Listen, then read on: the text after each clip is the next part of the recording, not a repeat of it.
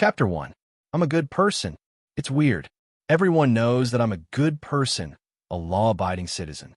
Why is the public security officer in front of me still bothering me? As a law-abiding citizen of Sulphur Mountain City, I pay taxes on time, work hard, I'm a good employee in the department, a good neighbor in the community, and a good partner. Look, I'm also a good person who loves pets. With this medal, my Abao is also the champion of the community's Pet Star competition. The medal and ribbon as proof hung on the wall at the side. On it were the words, winner of the 7th Sulphur Mountain City Pet Competition, and wishing our healthy and cute Abao eternal health. And Abao, who helped me obtain glory, was enjoying his dinner under the wall. Unfortunately, no matter how I explained, the dark elf public security officer just stared at me without saying a word, as if he was certain that I was lying. Pet, Abao, you were talking about that scary monster. He is one of the reasons why you were complained about. The Lop Fu family is accusing your pet of attacking their son. At the corner of the wall, the slandered Abao was drooling as he licked the bone. Seeing his master looking at him, he even drooled and smiled foolishly. How cute. Lop Fu. Who is it? There's no one in my memory. Just as I was hesitating whether to use a detection spell to look back at my deteriorating memory, the dark elf public security officer seemed to notice my confusion and sneered. Don't you think that your words aren't convincing? The monster you raised still has his son's shin bone in his mouth. Oh. So it's the skeleton soldier family next to the street. They really like to play with Abao. What a good person. I hurriedly floated over and pulled out the bone from Abao's mouth. Helpless, I could only raise my fist and hit this stupid dog's head. Let go, you idiot. If you don't want to be locked up in the quarantine room, let go. One obedient dog. Seeing my persistence, the cute Abao whimpered and gave up his treasure with a heartbreaking expression. Don't worry, Abao. After I get rid of this stinky woman, I will let the Lop Fu family play with you for an entire year. I promised softly. This shin bone was evidence, and it was hard to argue. I squeezed out a smile and tried to please the public security officer in front of me. Misunderstanding. It's all a misunderstanding. Abao was just too enthusiastic. It always likes to make new friends, but it's always reluctant to leave. Isn't it normal to get a souvenir from a good friend? I tried to hand him the bone, but the magistrate jerked back. Don't come here. Keep a safe distance. Who knows what kind of evil spell you have in it? My colleagues are still outside. If I don't go back, do you plan to face the wrath of the entire city's public security management team? I was already being submissive enough, but this little girl didn't give me any face. I kindly offered her the shin bone, but she actually took 2 steps back as if she had seen something disgusting. She even put on a wary expression. I'm a public security officer representing the city. Do you know the consequences of assaulting a police officer? It's a misunderstanding, a misunderstanding. I'm really a good person.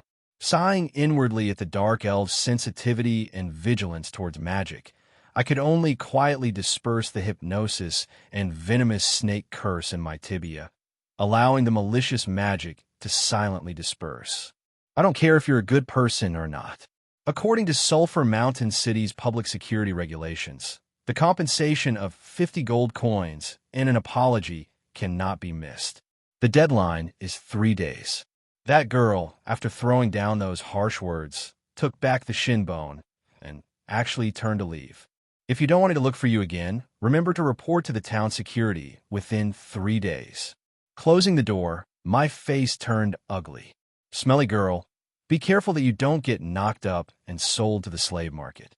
In this underground world, dark elves have always been the most popular and valuable commodity. I cursed viciously in my heart, but I didn't say it out loud. Because if I did, if that girl was really sold, wouldn't I become the first suspect? I wasn't that foolish. Big sis, you're too amazing. You actually dared to enforce the law with such a scary monster. When I saw him, I was scared out of my wits. In. These fellows are actually the same. Strong on the outside, but weak on the inside. As a glorious town security of Sulphur Mountain City, you should know, not far away, the conversation between 2 dark elves could be heard. TSK, you actually dare to look down on me. If it wasn't for the fact that I have turned over a new leaf and decided to become a good person, you would have been sold to a brothel tonight. The adorable Ah Bao saw that his master was a little dejected. He even came over and licked my face with his huge tongue with a poisonous sting. All right, Ah Bao. Remember that you are the noble Chromagus, not a stupid house dog that drools everywhere. Come, let's go apologize to the Lop family and have dinner. Let's have dinner. Hearing that there would be dinner, this stupid dog drooled at the same time. He hugged me even more excitedly and licked me with all his might. Dogs are indeed the best companions of humans, even more so for the two-headed Cerberus. It's just that the cost of food is a little expensive. Well, bones with magic power are the best food for them. However, with the enthusiastic support of the Lop family, we can probably save a month's worth of food. Right, I forgot to introduce myself. Roland Mist, 376 years old this year. I'm a good person, no. To be more precise, I'm a good Lich. If you were to ask the people of the world what they think of Liches, I'm afraid that there wouldn't be many positive comments. Heinous villains. The ultimate existence of the undead and dark magic. The nightmare of the living and the undead's king. Although I have always treated it as the envy of the mediocre and the false accusations of the hypocrites, I can't deny that sometimes the discrimination of these biased people does bring me a lot of trouble. At the very least, even in Sulphur Mountain City, where infighting is forbidden, I have to deal with a few heroes who form a group to fight against evil, or adventurers who create an evil mansion every month. Although most of the time, they are unable to even break through the defensive formation of this mansion, but sometimes I still welcome their arrival. For example, when I lack experimental subjects. For example, now, I must kill you. Don't touch me there. Darn tentacle demon. Not here either. My body is very sensitive. No. I beg of you, kill me. If you have the guts, kill me. The half-elf ranger in front of me, who is still threatening to execute justice on behalf of the heavens to get rid of me. The villain, now, she can only moan on the filthy floor of the dungeon. Let me go at least, kill me. No.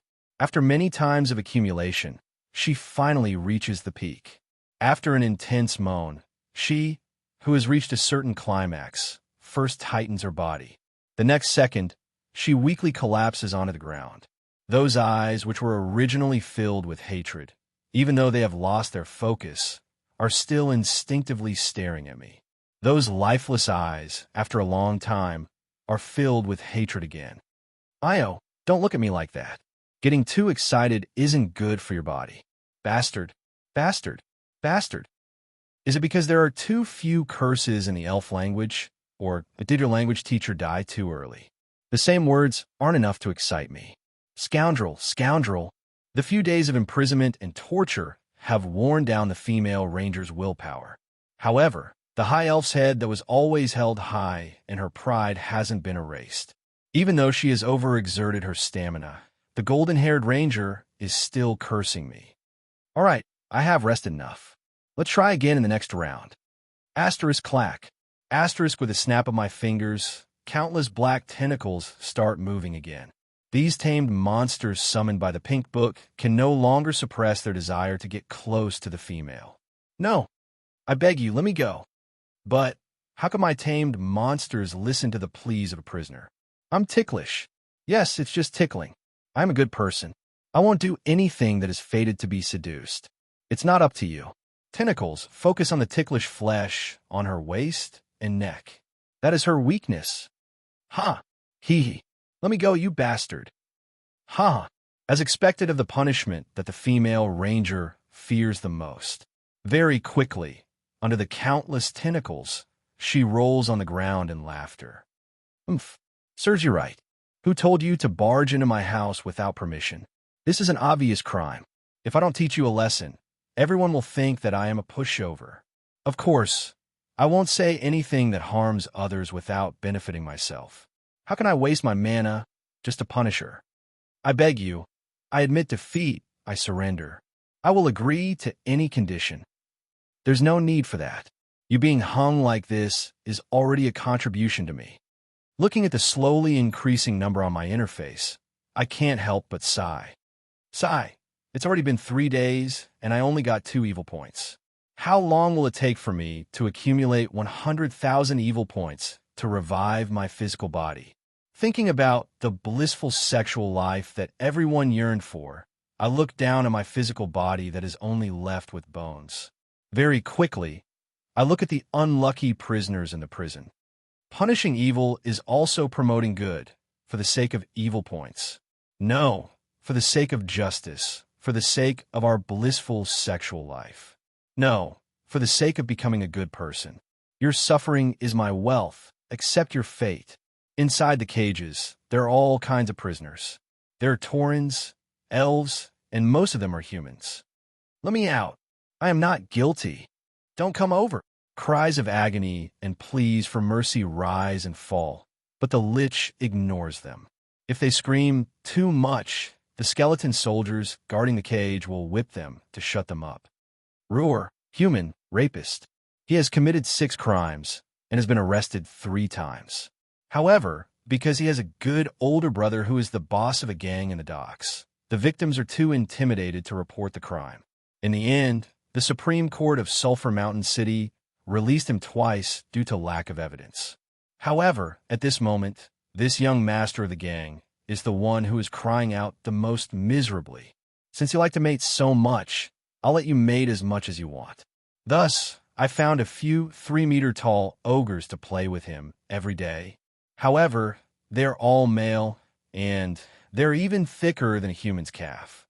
All right, now that he is in a miserable state in his prison cell, I feel disgusted just thinking about it. Let's talk about his neighbors. Dia Kim, professional swindler of the goblins. Although he has been accused in dozens of cases at the same time, his methods are superb. The victims often lack conclusive evidence, and this fellow is willing to spend money to hire the best lawyer in Sulphur Mountain City. Thus, he is still at large. At this moment, this gambler's eyes are bloodshot. I won. All your money is mine, so you have to release me according to the agreement. I have 4 KS. The undead card player on the other side laughs. He opens his hand, revealing 4 aces, which happens to be a little bigger than his opponent's. No, that's impossible. You have already won 767 rounds in a row. You are cheating. Cheating without being caught is a legitimate method. Isn't this your famous saying? All right, tell me your last hidden fortune and secret. I will definitely make a comeback next round. Of course, the undead card player is cheating. This is a magic card that I've specially enchanted. He can get whatever he wants, so how can Dia win? If it was a normal person, after losing a few hundred rounds in a row, they would have long given up. However, Dia is a gambler whose eyes are red from losing. Seeing the opportunity to obtain freedom and wealth in front of him, how can he let it go? The undead card player doesn't even need to persuade Dia to fall for it. He just needs to play by himself, and the greed in the goblin gambler's bones will make Dia, who has nothing to do in his prison cell, come over. What if I can win a round, then I can break even? Thus, just like the victims who have been cheated by him in the past, this fellow is brought to the bottomless abyss by greed and has already lost all of his fortune. Actually, I have no interest in his trickery and secrets. However, every time he loses, the indignation and anger that comes from the bottom of his heart will give me more evil points. On the other hand, his neighbor, who has already become numb, will receive less and less evil points. This is a prison that belongs to me personally.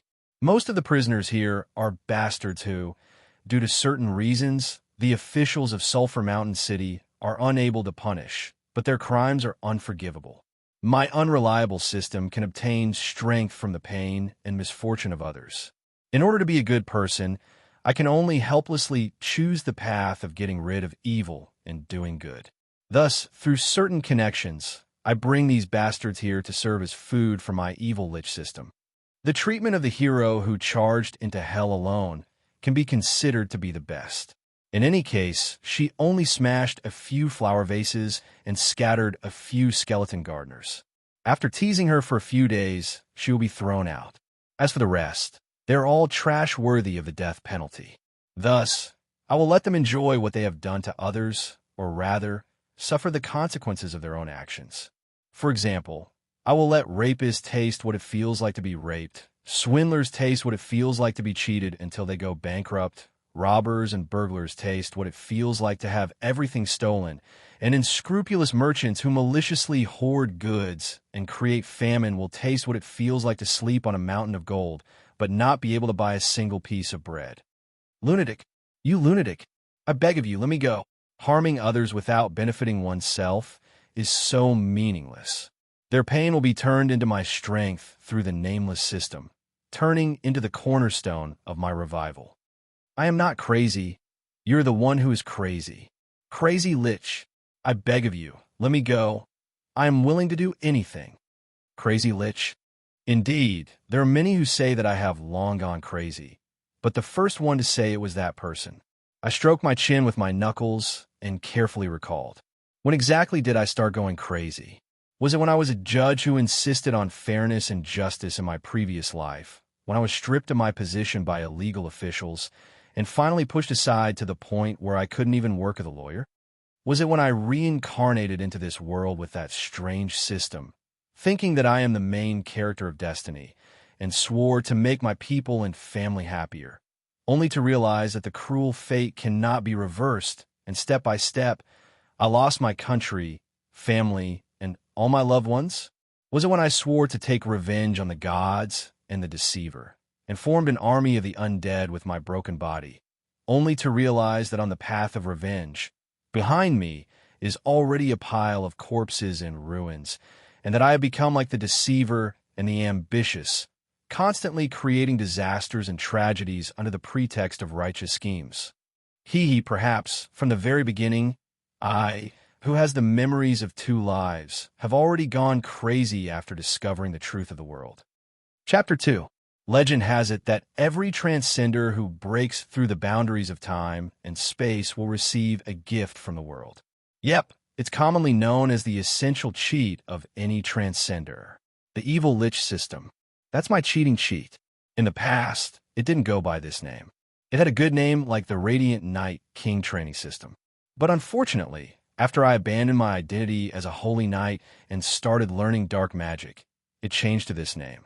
In the past, the daily quests it gave me were to help old ladies on the streets, to help little girls find their lost kittens, and so on. It wasn't as ridiculous as it was now. Look at today's daily quests. It's this ridiculous choice of two again. Destroy any town with a population of 30,000 or more, and you'll be rewarded with 10,000 evil points.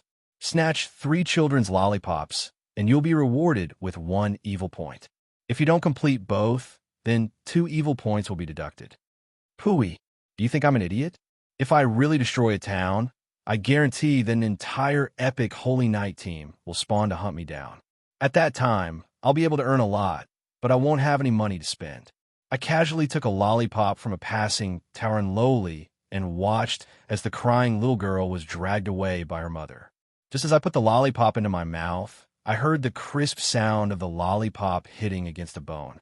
Only then did I remember that I no longer had any sense of taste. Sigh, when can I enjoy the taste of delicious food again? Although magic can fill me up, it's really not delicious. Even though the little girl's mother was dragging the naughty child away, the little girl seemed unwilling to give up.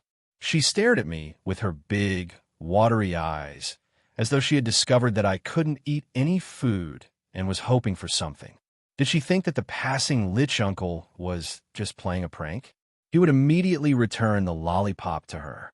All right, in order to not let her down, I chewed on the lollipop and spat it out piece by piece onto the ground.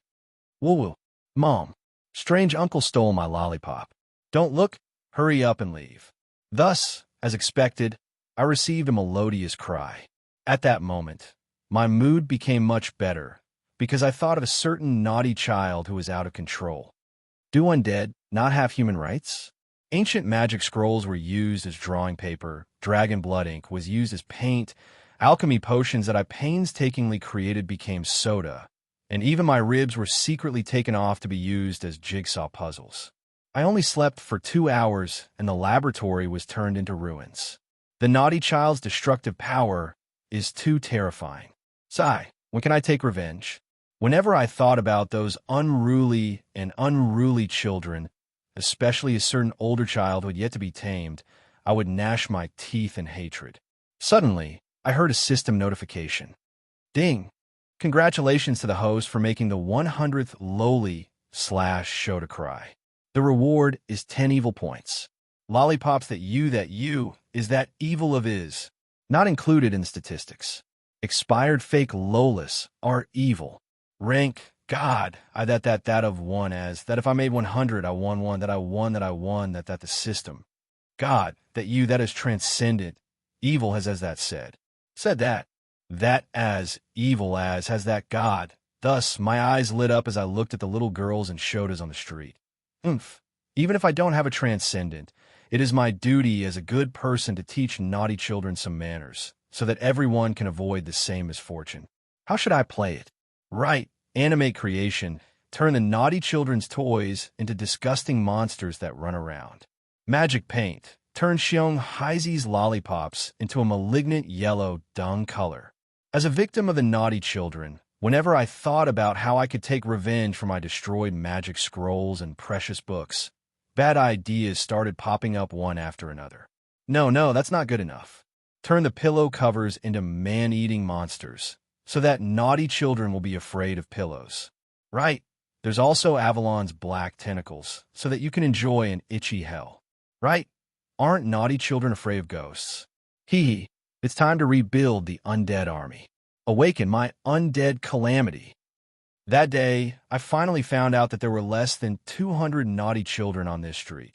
Leading a few thousand skeletons, abominations, and zombies on a parade was really a waste. That day, before the town security received a report and arrived at the scene, I was pinned down by a dark elf squad. I had already walked through the entire street and only managed to make 160 of them cry.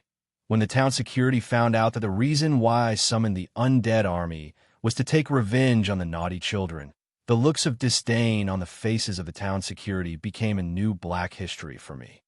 Congratulations to the host for being looked down upon by 100 females at once. You have obtained the special achievement. Is there something wrong with this child's head? And the title Mentally Retarded Child. After equipping it, there's a certain chance to gain the sympathy of females, but the favorability of females towards the user of the equipping will be reduced by 100. Anyway, I was already used to being scammed by the system, and my reputation was already at its lowest point. With my system acknowledged minus 88 charm as proof, it wouldn't matter even if my favorability with the opposite sex dropped by another 100 points. Anyway, the result would be the same. I wouldn't be able to find a girlfriend. Why was it that even though it was a logical analysis when I said those words, I felt as though my eyes were filled with tears of blood? All right, I was a great mage who had been single for 300 years. But at this moment, at the very least, I had completed my revenge on my nemesis, the naughty children. Recalling those wailing naughty children, I smiled gleefully. I had already thought of what to write in today's diary. AD 1896, Summer of the Dragon, 6th of March. This event was destined to be forever engraved in the memories of the naughty children of Sulphur Mountain City. It was known in history as the Lollipop Hunter Incident and the Pillow Monster Cannibalism Incident. On that day, the children recalled the terror of being dominated by that fellow, the humiliation of having their beloved things snatched away, the despair of being swallowed by their own toys, the fear of being surrounded by the undead. Just as my imagination was running wild, the sound of the system notification came again. Asterisk ding. Asterisk, you have achieved the achievement of making 100 naughty children cry in a day. You have been awarded 10 evil points. Congratulations to the host for obtaining the honorary title Nemesis of Naughty Children. After equipping this title, you will feel a natural threat towards lowless and shodas below the age of 12. Gentle reminder, if you make 500 naughty children cry in one go, you will be awarded the honorary title Naughty Child Killer. If you make 1,000 cry in one go, at this moment, the system notification actually paused for a moment. I couldn't help but feel a little expectant. Although it was a spoof title, if it could make the naughty children stay away from me, it would be a pleasant surprise. If you make 1,000 of them cry in one go, you will be awarded the honorary title, "You're already so old, yet you still care about children." Can you be any more bored? Host, thank me. Actually, this is the most suitable title for you right now. F***CK. I really can't take this anymore. Damn system, isn't this all your fault? I'm going to fight it out with you. Master, this time you went to jail for stealing lollipops. Next time, will you go to jail for stealing girls' underwear? When that time comes, I really don't want to come and pick up perverts anymore. The one who spoke was my most loyal lackey, the half-demon head made of my mansion, the silver-haired Eliza. Black gold-framed spectacles, silver twin ponytails, small canine teeth, and a small tail tied with a purple bow. The Baroque style-made attire brought out the mischievous personality of the little demon to the fullest and also exposed the viciousness of a lich. All along, I was very satisfied with Eliza's appearance. If she could get rid of her cold and venomous personality, that would be even better. It's not like you don't know about that darn system of mine. I just made a few little girls cry, and you give me points. This is what a good person should do. Here, she passed a thick photo album to me. This is... Oh, well done, Eliza. As expected of my most loyal lackey. I can roughly guess what happened. This is the contact book of the largest kindergarten in Sulphur Mountain City. I have carefully selected a list of names on it. It should be able to help Master in completing your mission. Well done. I thought that you were hoping for me to die earlier so that you could regain your freedom. It was all my misunderstanding. Great, you're a good person too. Let me see. I flipped open the contact book, but my face turned uglier and uglier. The contact information of the 3 children of the Archbishop of Sulphur Mountain City, the youngest daughter of Dragon Hunter Amro, who has just entered kindergarten, the precious son of war god Xianxiu. Are you sure you are helping me and not sending me back to the Gue Ming residence? My angry glare was ignored by the other party, as usual. The half-demon girl pushed up the frame of her spectacles, and a cold light flashed on the lenses. The reputation of the lollipop hunter has spread throughout the entire Sulphur Mountain City. Even when I leave the mansion, I will be pointed at. For the sake of my reputation as a lady, I do want to change my job. Perhaps, Master, you should also pay me the salary that I have owed you for 10 years. Haha, mentioning money hurts feelings. Let's go. I can't wait to return to our warm home. Running away isn't what a gentleman should do. Also, please don't change the topic. Why did you pull me along and run? What did you do? As expected of the little Eliza who has followed me for so long. Today's daily mission is a magnificent explosion. I understand. Please hold on tight. I will change the direction of my magic and run. The silver door opened, and the master and servant hurriedly entered. After the short-range teleportation magic dissipated, there was no one in the room. In the background, there was a huge explosion, followed by the sound of the fire alarm. Delayed flame explosion bomb. Aren't the prisoners arrested by the town security magic sealed? No, it just looks like it. Flour mixed with chili powder and a little dust. It becomes a dust bomb. The power isn't great and it won't kill anyone, but there will definitely be no evidence. As expected of an intelligent lich, the prisoner is wearing a magic sealing ring and is unable to use magic, but you still use the canteen materials to make a handmade bomb. Thank you. I will feel embarrassed if you praise me like that. No one is praising you. All right, at least as a lich, this should be a compliment. What is a lich? Not a good person, but the most terrifying demon. This was probably the first thought that all living beings in Violet heard of this term. That skeleton gives me goosebumps. Those will-o'-the-wisp eyes are so scary. I always feel like he is doing something bad. This was the opinion of the ordinary people. The ultimate existence of evil, a schemer, and a villain. This was the opinion of the church's holy knight. As the final home of the undead and dark mages, the liches who were only skeletons usually had a bad reputation, but slander, it's all prejudice. How can you judge an individual based on their race? I have always thought that discrimination and prejudice based on race, skin color, birth, etc. is a sign of human stupidity. There are only lowly discrimination and prejudice in the world. There is no lowly race, skin color, birth. I'm really a good person. If you are considered a good person, then are those bloodthirsty undead in the east of the city saints. We can't be called saints. Everyone is a pacifist with a cold face, but a warm heart. Look, the undead are so frugal and don't take up space. A graveyard can accommodate an entire family. They don't eat or drink. They work passionately. They only contribute and don't ask for anything. Everyone is a good person. The half-demon maid was amused. Legend has it that as long as a living being entered whole, they would be able to come out in pieces. In the eyes of her master, it was a good place. Hee, master, you really know how to joke. Bloodthirsty undead are good people? Then what about those holy church priests who are highly praised by the citizens? They give free treatment to the citizens. Every Sunday, they give out free Holy Communion to help the poor. A bunch of hypocrites and pedophiles. Eliza, look, everyone has desires and needs. If they suppress it too much, even if they aren't a pervert, they will still become a pervert. They keep saying that desire is a sin, but in private, they are definitely perverts. Look at those old men being so kind to little boys. It would be weird if there wasn't a problem. And those single-celled Holy Knight, they're all a bunch of barbarians who want to kill me the moment they see me. All right, I think Master's illness is acting up again.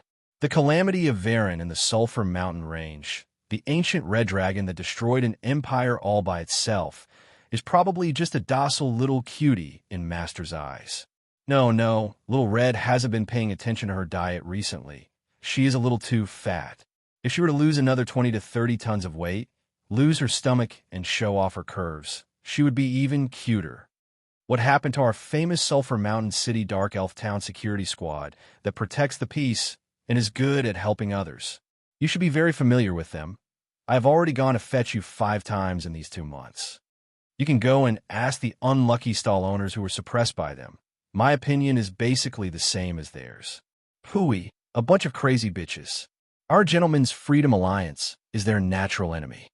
Shaking her head helplessly, intentionally ignoring the suspicious organization that her master mentioned, Eliza continued to ask. Our heroic city lord who once saved the world, and whose fame is spread far and wide.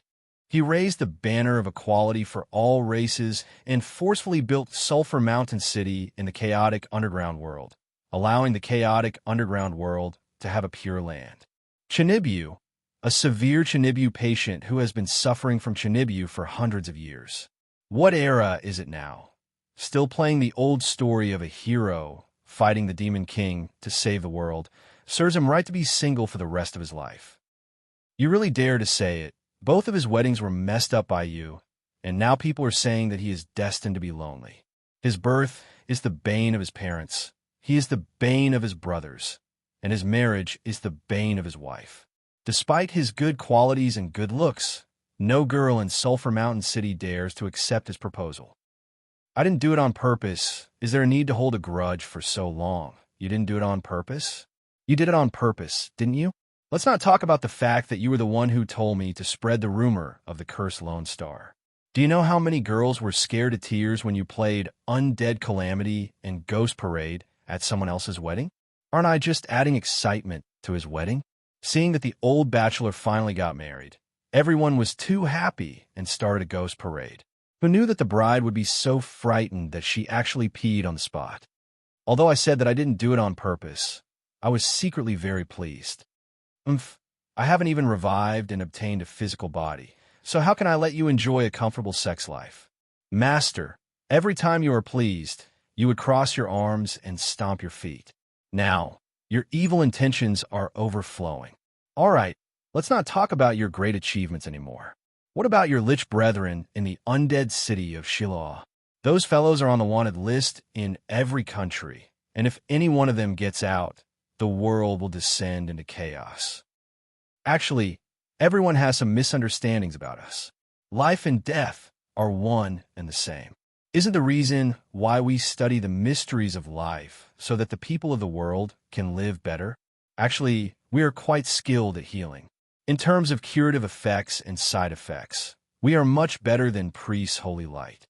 Their holy light may seem convenient, but it actually drains a person's lifespan. Our life modification technology is non-toxic, harmless, and pollution-free. It solves the root of the problem once and for all. Then why do you still hope for the system to revive you? Why don't you just create a body for yourself? I don't want to become a three-armed, six-legged, deformed monster. Even if I have a perfect human form, there will be problems sooner or later. Seeing that even the Lich himself was worried about his life modification technology, what else could Eliza say? Fine, fine. Let me show you what I am in your eyes. The cold-faced and venomous ghost granny? The flat-chested maiden, eh? Of course, I wouldn't be so foolish as to say it out loud. Oh, Eliza, of course you are my most trusted subordinate. We once set the grand dream of conquering the sea of stars together. Before you realize your dream of conquering the stars, shouldn't you remember to pay the pitiful orphan girl's wages for more than 10 years? Knowing that her master was acting up again, the silver-haired half-demon pushed up her glasses and a cold glint flashed across her eyes. Her ice-cold words were squeezed out from the gaps of her teeth. If you continue to be so frivolous, are you intending to use your collection? All right, Eliza, I apologize. Thinking about her treasures, a certain Lich immediately admitted defeat. Humph! The fallen angel who succeeded in subduing her master hummed a tune as she walked out the door. As the butler of this apartment, she didn't have the time to waste on her Chinibi master. But judging from her tail that was drooping downwards, she didn't seem to be in a good mood. Only after she walked out of the door did I recall some of my past memories. Thus, I muttered to myself softly, perhaps barely. You could be considered family. I still remember that little girl who was unwilling to die in the despairing River Styx ruins. She hunted alone in the despairing snowy night in order to survive. Picking you up was the luckiest thing in this world, the only right thing I did in my life. Suddenly, a beautiful face peeked out from behind the door. Her usually ice-cold face was burning red, and the redness extended all the way to her trembling long ears. Then, with a swoosh, she disappeared behind the door once more. Hee, you understand me, but do you think I don't understand you? Stupid, evil granny. Even if you were sly, you still have to obediently owe me a debt of gratitude and work hard for me until your death. I spoke harshly with a trembling voice and laughed maniacally. Even so, I was a little flustered in my heart. I was heard. I was definitely heard. Chapter 3. 9 White Bone Claw. Following the rule that one must shout out their ultimate move, I roared furiously. Then, I clawed the skeleton soldier's body heavily. Then, with a crisp crack, 2 bones fractured at the same time. Looking at the 9 White Bone Claw magic manual in front of me, I used magic power to regenerate the broken bones in my hand and sighed helplessly. Yet another unusable item. Even though I have white bones, claws, and 9 has used ice magic to replace it, this compound magic is still unusable. Thus, I casually tossed it away, turning it and its seniors from another world into a collection that no one cares about. Yes, this is a product from another world. From the introduction of the secret manual, it seems to be a very strong, offensive magic, unstoppable and unstoppable. Just where did I go wrong? There shouldn't be anything wrong with my interpretation. Isn't ice and negative elements? Na means a lot. Since I have a lot of ice and white bone claw, why doesn't it work? However, it was obvious that in another world, these compound spells were useless. 18 Dragon Subduing Palms, the legendary Dragon Slayer magic. I thought that I could finally take revenge on Little Red Dragon, but in the end, because I was almost slapped to death by her, she even mocked me for doing the skeleton dance. Buddha's Palm. It sounds very powerful, but it is obviously a holy light magic that dispels evil. If I really want to learn it, I might really need to be brainwashed by a holy light priest. These secret manuals from another world were obtained from my unreliable system. At the beginning of every month, the system would give me a chance to draw a prize. It would let me choose one of the 3 categories: godly secret technique, godly equipment, and rare treasures. The reason why I kept choosing the godly secret technique, even though the chances of getting it were above 90%, was because the chances of getting it was less than 10%, but it allowed me to obtain the true treasure. Beside the pile of unusable secret manuals, there was an old bookshelf. On it the treasures that I obtained by chance were placed. Discussing the structure and personnel of the undead army, uncovering the blind spots, teaching you how to maximize the battle prowess of your undead army. Kel Thuzad. The mystery of the past and reality, the restriction of time and space. It was meaningless. We mages are the true masters of time and space. Ricelin Maguli. The crafting method of a soul vessel and phylactery. If you were defeated in one round, how could you call yourself the final boss? Become an undead, revive 10 or 20 times, and disgust your opponent to death. Tom Marvolo Riddle. The 18 classic moves of mage defense. Let Uncle Mordenkainen teach you how to fight hand-to-hand. Who said that mages don't know martial arts? Ada. Wag. An army of marionettes and large-scale tactical magic. Evangeline's elegant magic. Only a true archmage wouldn't dirty his own hands. Let your servants drown your opponent. Let your opponent vanish before they can even see you. Half of the bookshelf was filled with such magical books.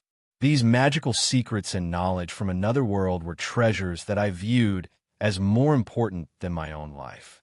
For a lich who had given up his own body for the sake of endless knowledge, this precious magical knowledge from another world was more important than anything else. Although it was indeed troublesome to determine whether these spells were effective or not, it was obvious that this knowledge came from a different world, and the only way to determine it was to learn and master it myself. Six Pulse Divine Sword Duan U Edition. Isn't this just a simple version of Scorching Ray? Although using 5 fingers to shoot out a lightsaber is very creative, what's the point of having a certain probability of it working? Sometimes it works, sometimes it doesn't. Isn't that playing with one's own life? This kind of unreliable thing is probably only suitable for people like the main character who rely on luck for a living. The most ridiculous one is still that crossing the river on a reed. What flotation spell that doesn't consume any energy? What lightning is better? I'm already so light that only my bones are left, but didn't I still sink? I even made Eliza have to find a fishman to fish me out of the river. How embarrassing. Master, the evil points for this month in the underground prison have been collected. There are a total of 39 points, 2 points less than last month. There are 2 prisoners in the prison who are unable to generate points. I suggest that they be replaced. Eliza's reminder reminded me that it was the beginning of the month again. This time, I must get what I wanted. Super Lich System. Following my command, a golden panel appears in front of me. It only has 3 options: lottery, mission, strengthen. Missions are divided into daily missions and storyline missions. Daily missions are mostly nonsensical and give less rewards. As for storyline missions, it is currently grayed out. It is obvious that it is unusable for some reason. I have used this strengthen before, and there is my personal information on it. However, at this moment, it is also grayed out. This isn't a problem with the system, but my personal problem. Roland missed, male Lich, phylactery damaged, unable to be strengthened before is repaired, strength, 5 agility, 5 vitality, 5 intelligence, 30 charm, minus 88 will, 5, 10 is the basic attribute of a normal person. Other than the main attribute of spellcasters, intelligence, the other attributes are trash with 5 battle power, job, LV60 mage, /LV1 lich, /LV20 law incantation, total level 81, overall battle power 79, soul imprint, seal of justice, crown of undead, damaged, ice shredder, damaged, son of light, destroyed. Ah, my strength has dropped tremendously. Iron bloodline, bronze body, silver prestige, gold will, legend honor, world saint, immortal epic, indestructible semi-god. I actually dropped from the pinnacle of the 8th rank to the 4th rank of gold. Soul imprint is the crystallization of a mortal's breakthrough into the realm of legend. It is the accumulation of his life's experience and power, the cornerstone for him to step into a higher realm. A person only has one life, so it is possible to have only one soul imprint. However, I have 4. There is no other reason other than that I am different from the short-lived mortals. I have lived 4 lives. These 4 soul imprints of mine represent my glorious past of dying 3 times and entering the realm of legend 4 times. Crown of Ice, King of the Dead, Protector of the Holy Light, they were once my glory. But now, they are incomplete. However, I should be satisfied that I am still alive and kicking after dying 3 times. Even my soul imprint is damaged. Not to mention that I am unable to advance any further. It is already inconceivable that I am still alive. Just like what my comrade from another world, nicknamed Voldemort, said. If I don't revive more than 10 times and transform 3 to 5 times, how can I be considered as the final boss? Although I suffer great losses every time I die, the rewards I reap when I return to the mortal world after overcoming death are not small. The most recent time, due to the damage to my phylactery, my strength dropped drastically. However, the first time I died, I had just entered the realm of legend. The second time I died, I was only at the pinnacle of the 6th rank of semi-god. The last time I died, more than 100 years ago, I had already reached the 8th rank of semi-god. The loss of precious knowledge and memories of the past is indeed heart-wrenching. Overall, it is still an improvement. However, it is really too embarrassing to die like this. I fail every time and my reputation is ruined. I have to change my avatar again. Anyway, it is not the first time that I have been beaten back to my original state, so I'm not discouraged. As long as I earn enough points to repair my phylactery or reconstruct my physical body, with the help of the system, retraining would be a shortcut to reaching greater heights. Even if I only have bones, I will still have to wait for that day. Of course, I have had enough of being a Lich. Although my talent in Undead and Ice is astonishing, my attributes are too extreme. If I want to reach the next level, a complete physical body is indispensable. Cough. It is not that I don't want to be a bachelor anymore after seeing other people getting married. Who dares to look down on me? There are quite a number of undead getting married in the East District. The Blood Tribe has already formed a family, so why can't a Lich who is also an undead have to be a bachelor? Even a Lich has to fall in love. The Lich is a special kind of life form. Their soul isn't in their physical body, but in a treasure called phylactery. If the phylactery isn't destroyed, even if they die, they can revive on the spot after a period of time. However, if there is a problem with the phylactery, for someone like me who falls in power and is unable to advance for more than 100 years, I can still be considered lucky. However, to a mage, knowledge is power. Even if my strength is unable to advance due to the damage to my phylactery, the knowledge of this other world is still very beneficial to me. Repairing the phylactery requires 80,000 points, and creating a new physical body only requires 100,000 points. How stupid would I have to be to spend points on repairing the phylactery? Looking at the 49,762 points on the interface, I lamented that the progress of my revival wasn't even halfway. I could only calm myself down and set my sights on the last option, lottery. There is only one chance to lottery once a month. Other than secret codices, there are also 2 options, godly weapon and rare treasure. However, due to my past experience, I usually don't choose them. The last time I drew that evil-destroying holy sword, I almost killed myself. Something like the Spring of Life actually carries the holy light of exorcism. Oriental treasure vermilion fruit? It looks pretty good. It can extend one's lifespan, and it is all natural. However, I didn't even get to eat it. I decisively fed it to a dog along with the Spring of Life. Forget it. Knowledge is power. I should just draw the secret codices. Following my command, the gigantic golden wheel starts to spin slowly. Great teleportation spell, great disjunction spell, beast taming spell. Hurry up and stop. The wheel spins faster and faster. Holy judgment. Judgment of fate. The secret treasure of the Holy Church. Even if I can't use it, I can sell it. There are quite a lot of good stuff this time. Hurry up and stop.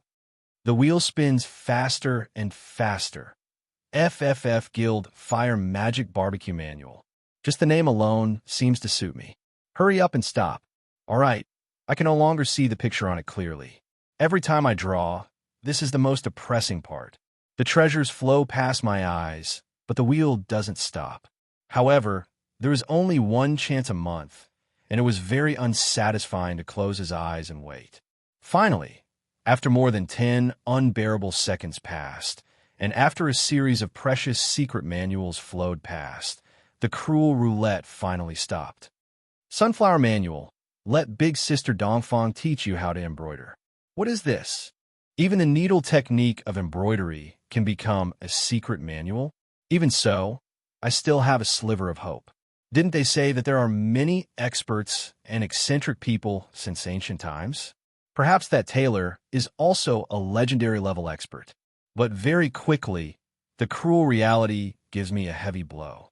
Didn't they say that I can cultivate without the root of desire? I'm only left with bones. How can I cultivate? Chapter 4. Cause and effect, or rather, fate does exist. If there is no external influence, the apple will eventually fall to the ground, rot, and turn into seeds for the next year. If a farmer comes to harvest the apple, then it is a natural fate for the orchard and the apple itself, because the farmer is also a part of the orchard, and being harvested is the predetermined fate of the apple. However, if a forward traveler passes by the orchard and conveniently takes the apple, then the apple will leave with the traveler, and the farmer won't be able to pick that apple. Everyone's fate will be changed because of the traveler's actions. And the traveler from another world is the traveler who casually walks by and changes the course of everyone's fate. His actions are not on the line of this world. His changes to the fate that should have been unchanging, in the end, created a chain of effects. Every debt has a debtor, and the karma and fate that follows is shouldered by the traveler. As for my system, it collects and converts them into evil/good points. Then, under my will, it uses a mechanism similar to a wishing spell to influence the world. Of course, this is only my own research. It may be correct, it may be wrong. But a coincidence, a game guidebook from another world, made this conjecture more probable. The Great War of He Purgatory is the name of this game. And this guidebook from the lottery system records the details of this classic game that has been in operation for 30 years. And the name of the continent I am currently in is He. The world we are in is just a game from another world. I am not surprised or shocked. There are precedents of parallel worldviews, dreamers who dream of another world, prophets who transcend the limits of time and space. This is common knowledge on the continent of He, and it is enough to explain all of this. As for Purgatory, 7 large-scale updates, it represents 7 upheavals of this world. In the 7 catastrophes, the continent became a living hell. And just when I was filled with confidence, thinking that I am a hero from another world and that I can change everything, I was shocked to find that after the 3rd update, Roland Mist is actually the name of the final boss. Demon Lord Roland Mist. He brought his demon army back from the abyss of hell. They swore to take revenge on all life. Endless armies of the dead and demons looted the entire continent. Countless lives were lost, and countless countries were destroyed. Roland Mist? Isn't that my name? I actually became the final boss that destroyed the world. Reality isn't a game. A demon king might not necessarily be defeated. Or rather, I, who was hailed as the child of radiance back then, would have any reason to become an evil and chaotic demon. However, all of this still happened. The deepest darkness of the Holy Church, the betrayal of those I trusted, and the royalty and nobles adding insult to injury caused me, a heroic holy knight, to gradually break away from my faith and enter the darkness. But since I knew the trajectory of that damned fate, as a transmigrator who was in control of my own fate, how could I allow all of this to happen? So, I did more things in an attempt to change fate. As a transmigrator who bore the power of karma, it was not difficult to change one's destiny, but to change the trajectory of the entire world was not so easy. After a series of coincidences, my efforts were in vain. I failed. The torrent of history, after easily crushing me, caused everything to return to its original point. The current me, after dying over and over again, lived on as a lich. Naturally, I was unable to become a demon king that attempted to destroy the world. However, it was a pity that my foolish twin brother Cavendish Mist, took the place of my worthless older brother and did many shocking things. In the end, he stepped into the gates of hell alone. Perhaps it would not be long before I would have to face the Demon King, named Cavendish Mist. Thus, no matter what, I had to live on. Even if I had to carry this incomplete and damaged soul, I had to live until the day Cavendish returned. Thus, no matter what, I needed power. No matter which world that power came from, no matter if that power was righteous or righteous, this is the vow of I, Roland Mist, to clean up my own mess.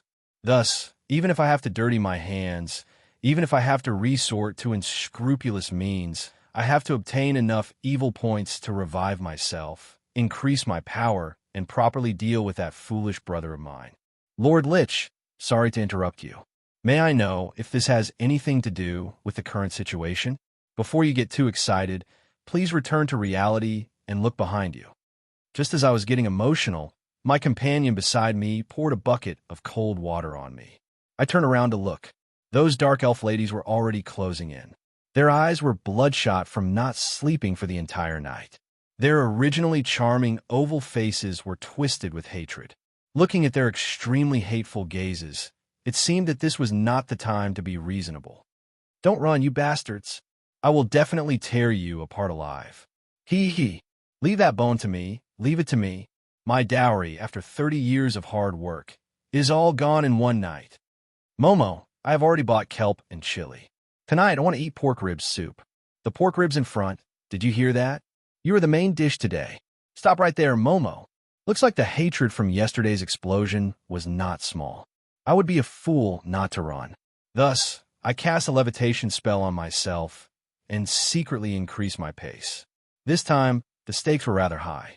If I were to be caught by the fully armed town security, even if I was left with only my bones and couldn't be torn apart, I would still be torn apart and fed to the dogs.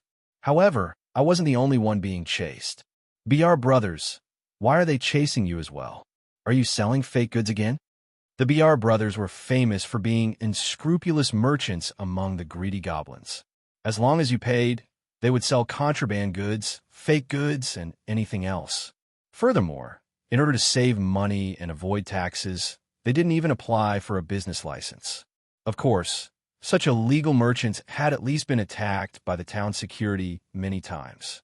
Through these confrontations, we had also forged a deep revolutionary friendship. Who knows what's going on with these women? It seems like some idiot has offended these crazy women.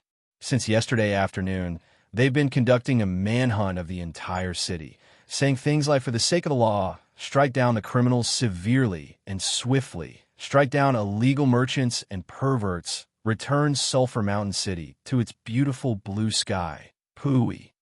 Jinya BR, a master engineer, was the older brother. At this moment, his thick hair had been shaved off, and he seemed to be displeased that he had been caught in an undeserved calamity. In my vision, even though he didn't look impressive, it showed that he was already a LV-59 goblin engineer, just a step away from LV-60 gold rank. These women are too incredible. A small town security is actually made up of Holy Temple Knight and Holy Sword Knight. Their equipment is also good. Putting aside the fact that they are covered in dwarven mithril heavy armor, coupled with the dark elves' innate ability to resist magic, they are already as hard as steel cans. Yet, the captains are all equipped with god equipment. With such equipment and formation, they are more than enough to participate in the war of gods and demons. Why are you town security? Ingo BR was the younger brother. His clothes were burnt, and in the process of being captured, his treasured alchemy tools were all destroyed. Right now, he was also extremely furious. A LV-57 great alchemist should be good at saving lives. However, those related to goblins were somewhat unreliable. At the very least, in my memory, Ingo's medicine would cause half of it to explode. As for the other half, it would explode even if you don't eat it. Just bear with it. The rumor of Sulphur Mountain City's 3,000 town security conquering the world isn't just a day or two. Cursed gold coins. Their equipment wasn't so overpowered in the past.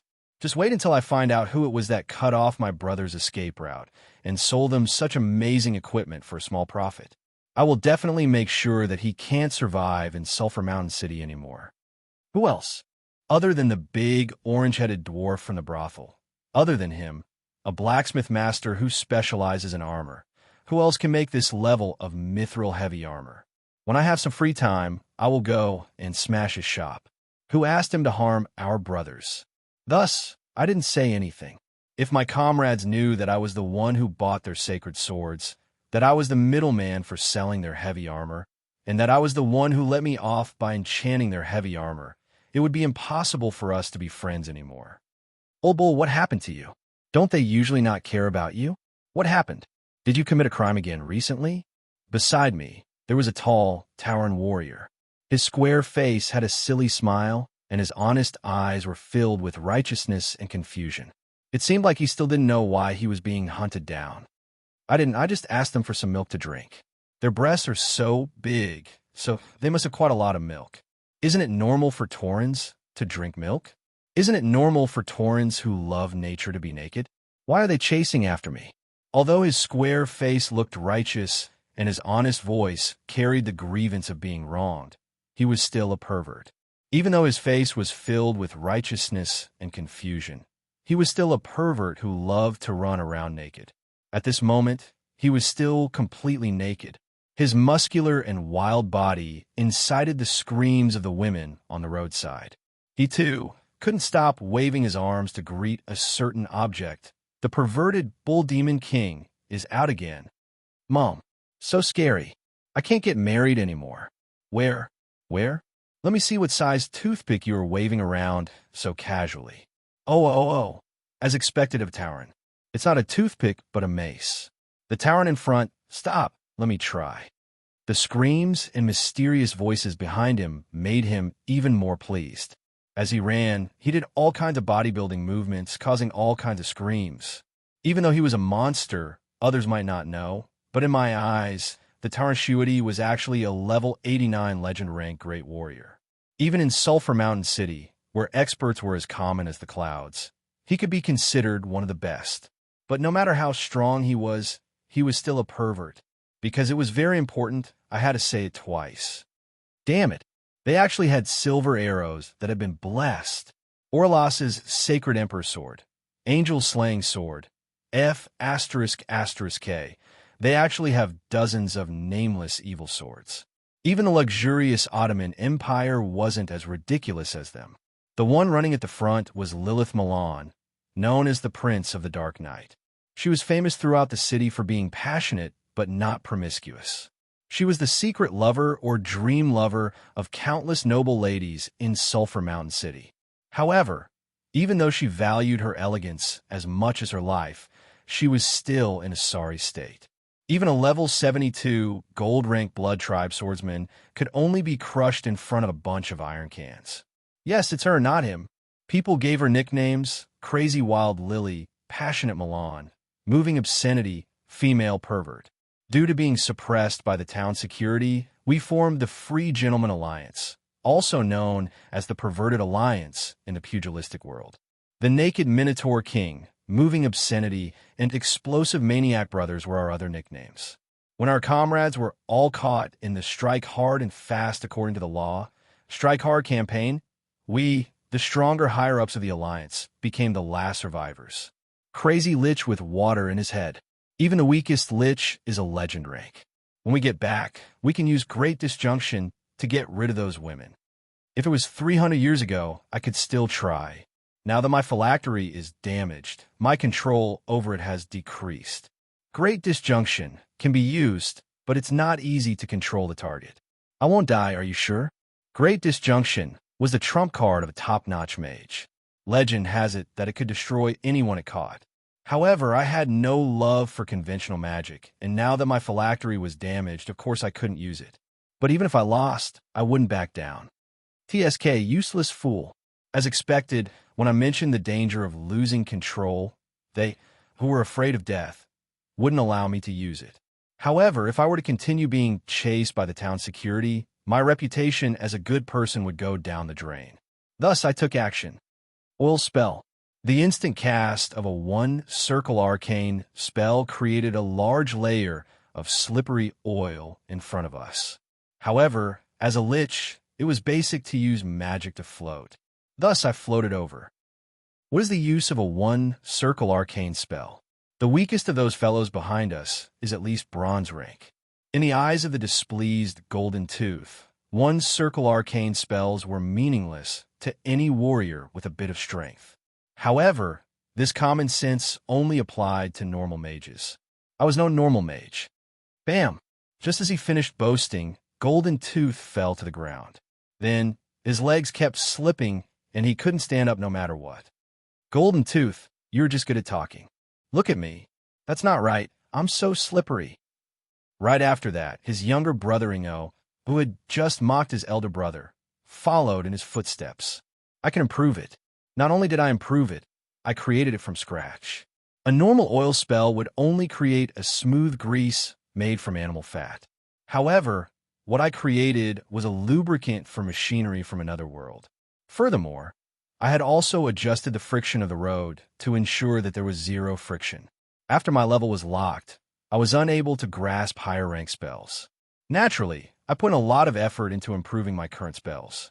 A slightly more experienced warrior would be able to disregard a normal oil spell. As for the new super oil spell, even though it was only a two-circle arcane spell, even a gold rank warrior would have to be careful of it. However, my arrogance was immediately smacked in the face by the cruel reality. That bull actually used his hooves as a skateboard and slid over as though he was skiing. As he slid, he even winked at the town security. That seemingly cumbersome body of his actually had excellent balance.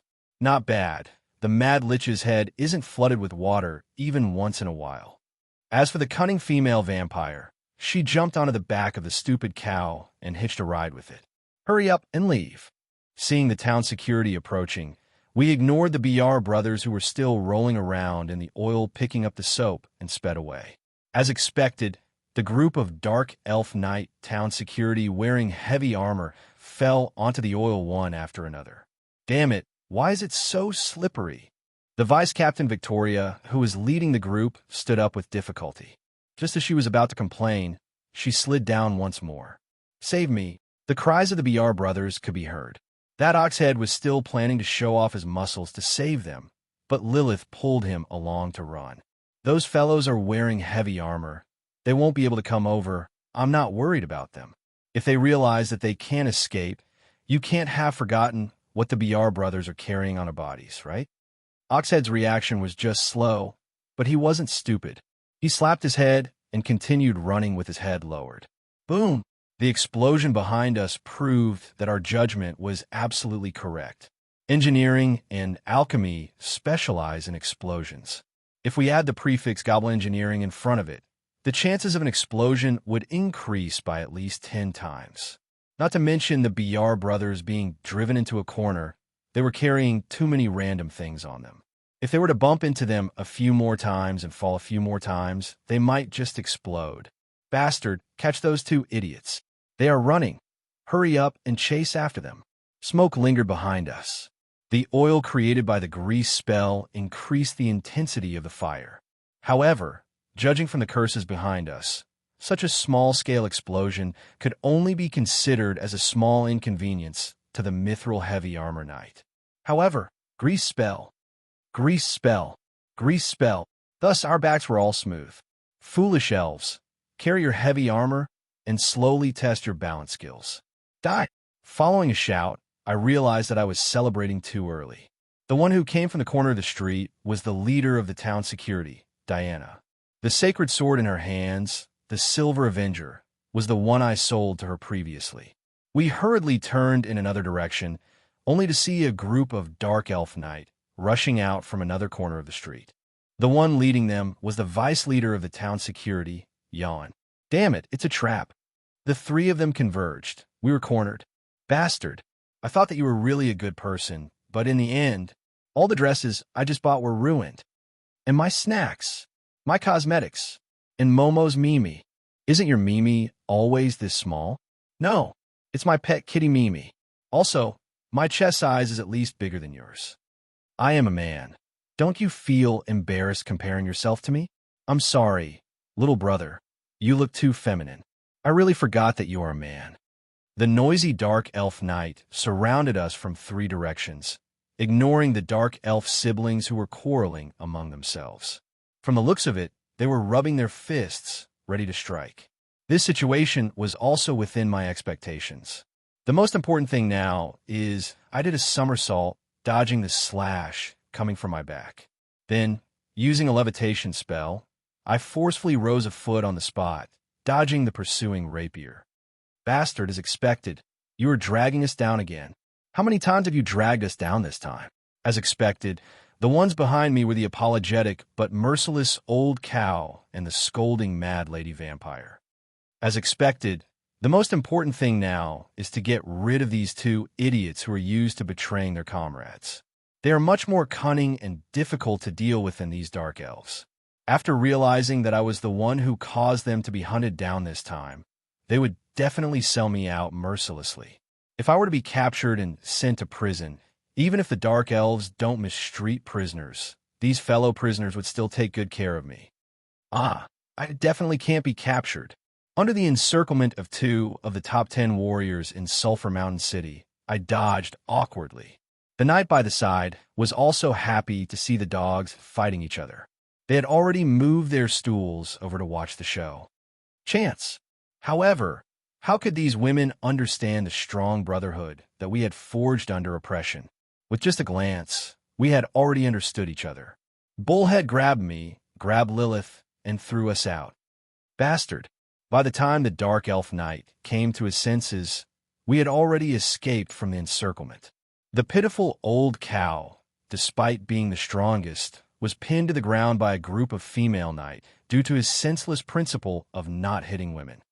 Old cow, I will remember your sacrifice. Lich, what did you do? Yesterday, they captured me, and I blew up their barracks. Well done. I have wanted to do that for a long time. I chuckled, seemingly pleased with myself. Then, I casually pointed at her. Word of truth, freeze. Thus, under my sudden attack, the defenseless female vampire froze. Although my word of truth could only freeze her for a few seconds, it was enough. Her eyes were filled with confusion. She had already escaped, so why did they still want to frame her?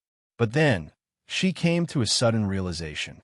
Wasn't this mad Lich Roland famous throughout the city for harming others without benefiting himself? Otherwise, as a Lich who was the embodiment of terror, why would he be given the title of brain-damaged? But with the arrival of the pursuers, Lilith Milan, who was pinned to the ground, no matter how angry and confused she was, all of it turned into empty words. After she was pinned down by the Dark Elf Knight, the expected system notification finally arrived. Daily quest, betrayal completed. Quest objective, betray 3 comrades/friends/teammates who trusted you. The reward is determined according to the strength of the betrayer. Mission completion details, Jinya BR, Ingo BR, Lilith Milan. The 3 of them possess a combat prowess of gold rank and above. Their combined combat prowess far exceeds the host's current combat prowess. Mission completed perfectly. Reward, 10 evil points. As expected, it was worth it to frame you guys. Alright, the daily quest was completed and the reward was in my hands. Now, it was time for me to make my escape. Walking to a secluded corner, I put on a unique silver robe with golden threads and a faceless silver iron mask. I stood there quietly, waiting for the pursuers to arrive.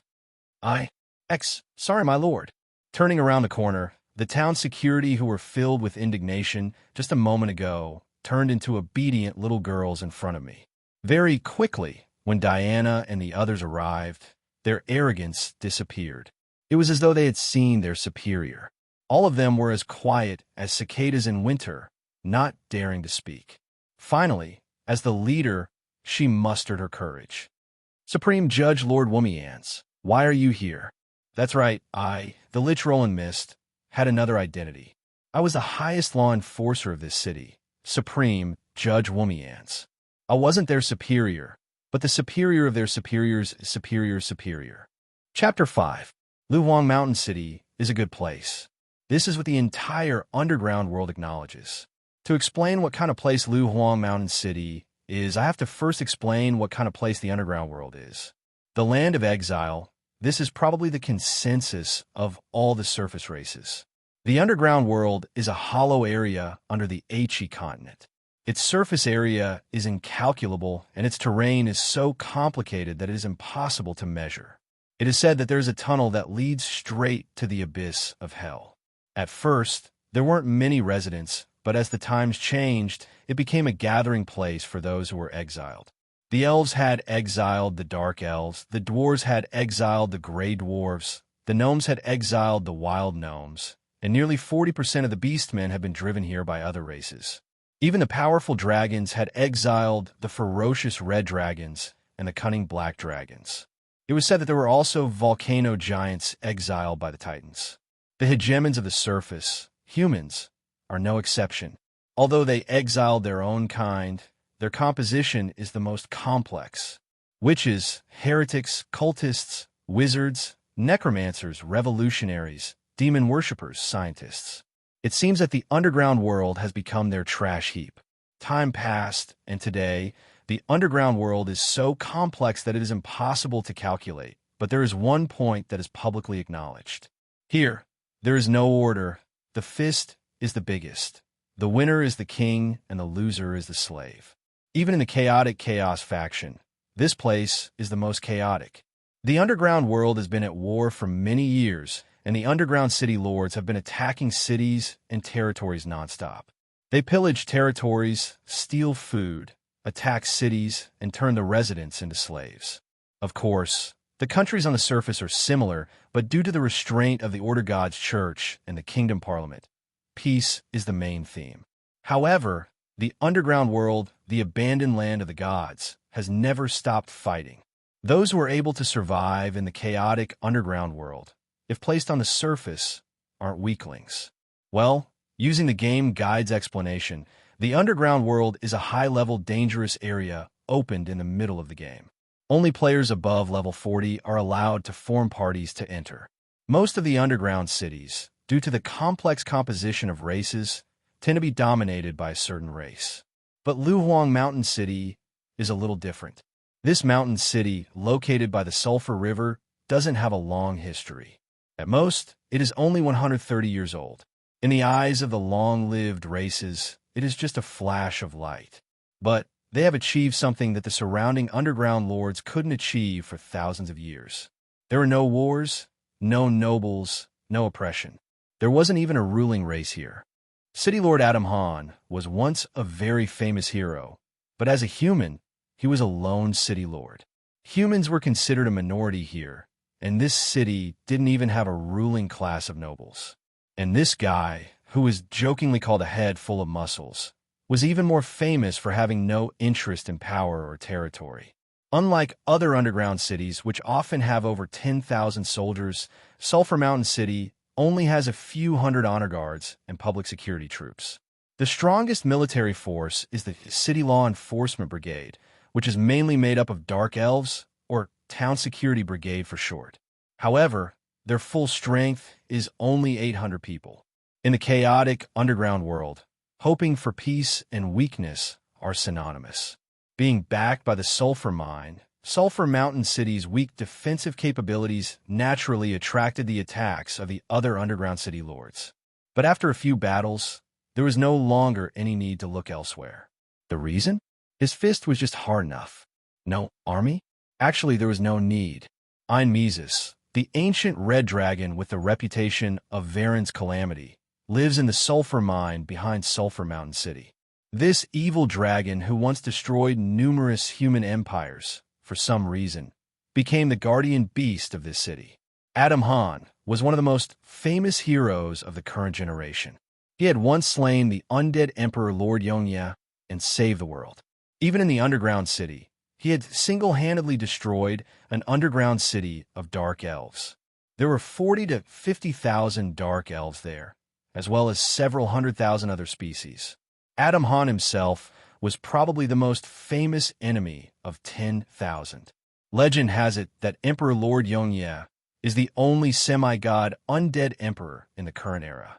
Then, the one who defeated him, Adam, is naturally a semi-god.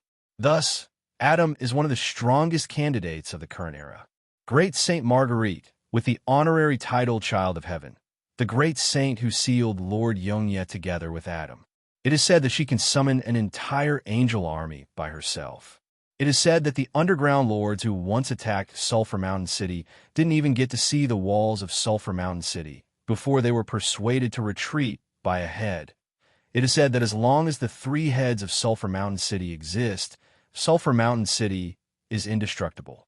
In my system, these three fellows are LV 200-300 bosses with perfect models. Not to mention now, even after 3 to 4 expansion packs, they are still considered to be extremely powerful characters. They are far from what the surrounding LV 80-90 city lords who barely entered the legend rank can deal with. It is because of this powerful protection and the absence of an oppressive class that this place became a pure land in the chaotic underground world. Just military strength isn't enough. The Great Saint, as the administrator, manages this place in an orderly manner. As for the High Judge, Womians, yep, that's me. I single-handedly created the fairest and most just law in the entire HE. As for the City Lord Adam, most of the time, he just does what he does best, being an idle mascot. Coincidentally, I, who is familiar with the three heads, am also one of the founders of Sulphur Mountain City. While I was questioned by the town security, I didn't lie. I am a good employee with a proper job, the highest judge of Sulphur Mountain City. Although after dying 3 times, most of my memories have become scattered and scattered, memories can't be retrieved. Knowledge doesn't require many carriers, so most of it was left behind. My knowledge as a lawyer and judge in my previous life allowed me to be ahead of this era in terms of theory and experience. Thus, the law and legal system that I created for Sulphur Mountain City has become the model for the entire underground world. Even the surface world sends scholars to study it. Racial conflicts caused by the mixing of different races? I copied Martin Luther King's I Have a Dream and carved it on the city square and city gates. Everyone who enters and exits the city has to read it. This is just the first step. On the legal level, I made racial discrimination a heavy crime. Then, I borrowed a series of policies to deal with racial conflicts and used a few idiots as an example to others.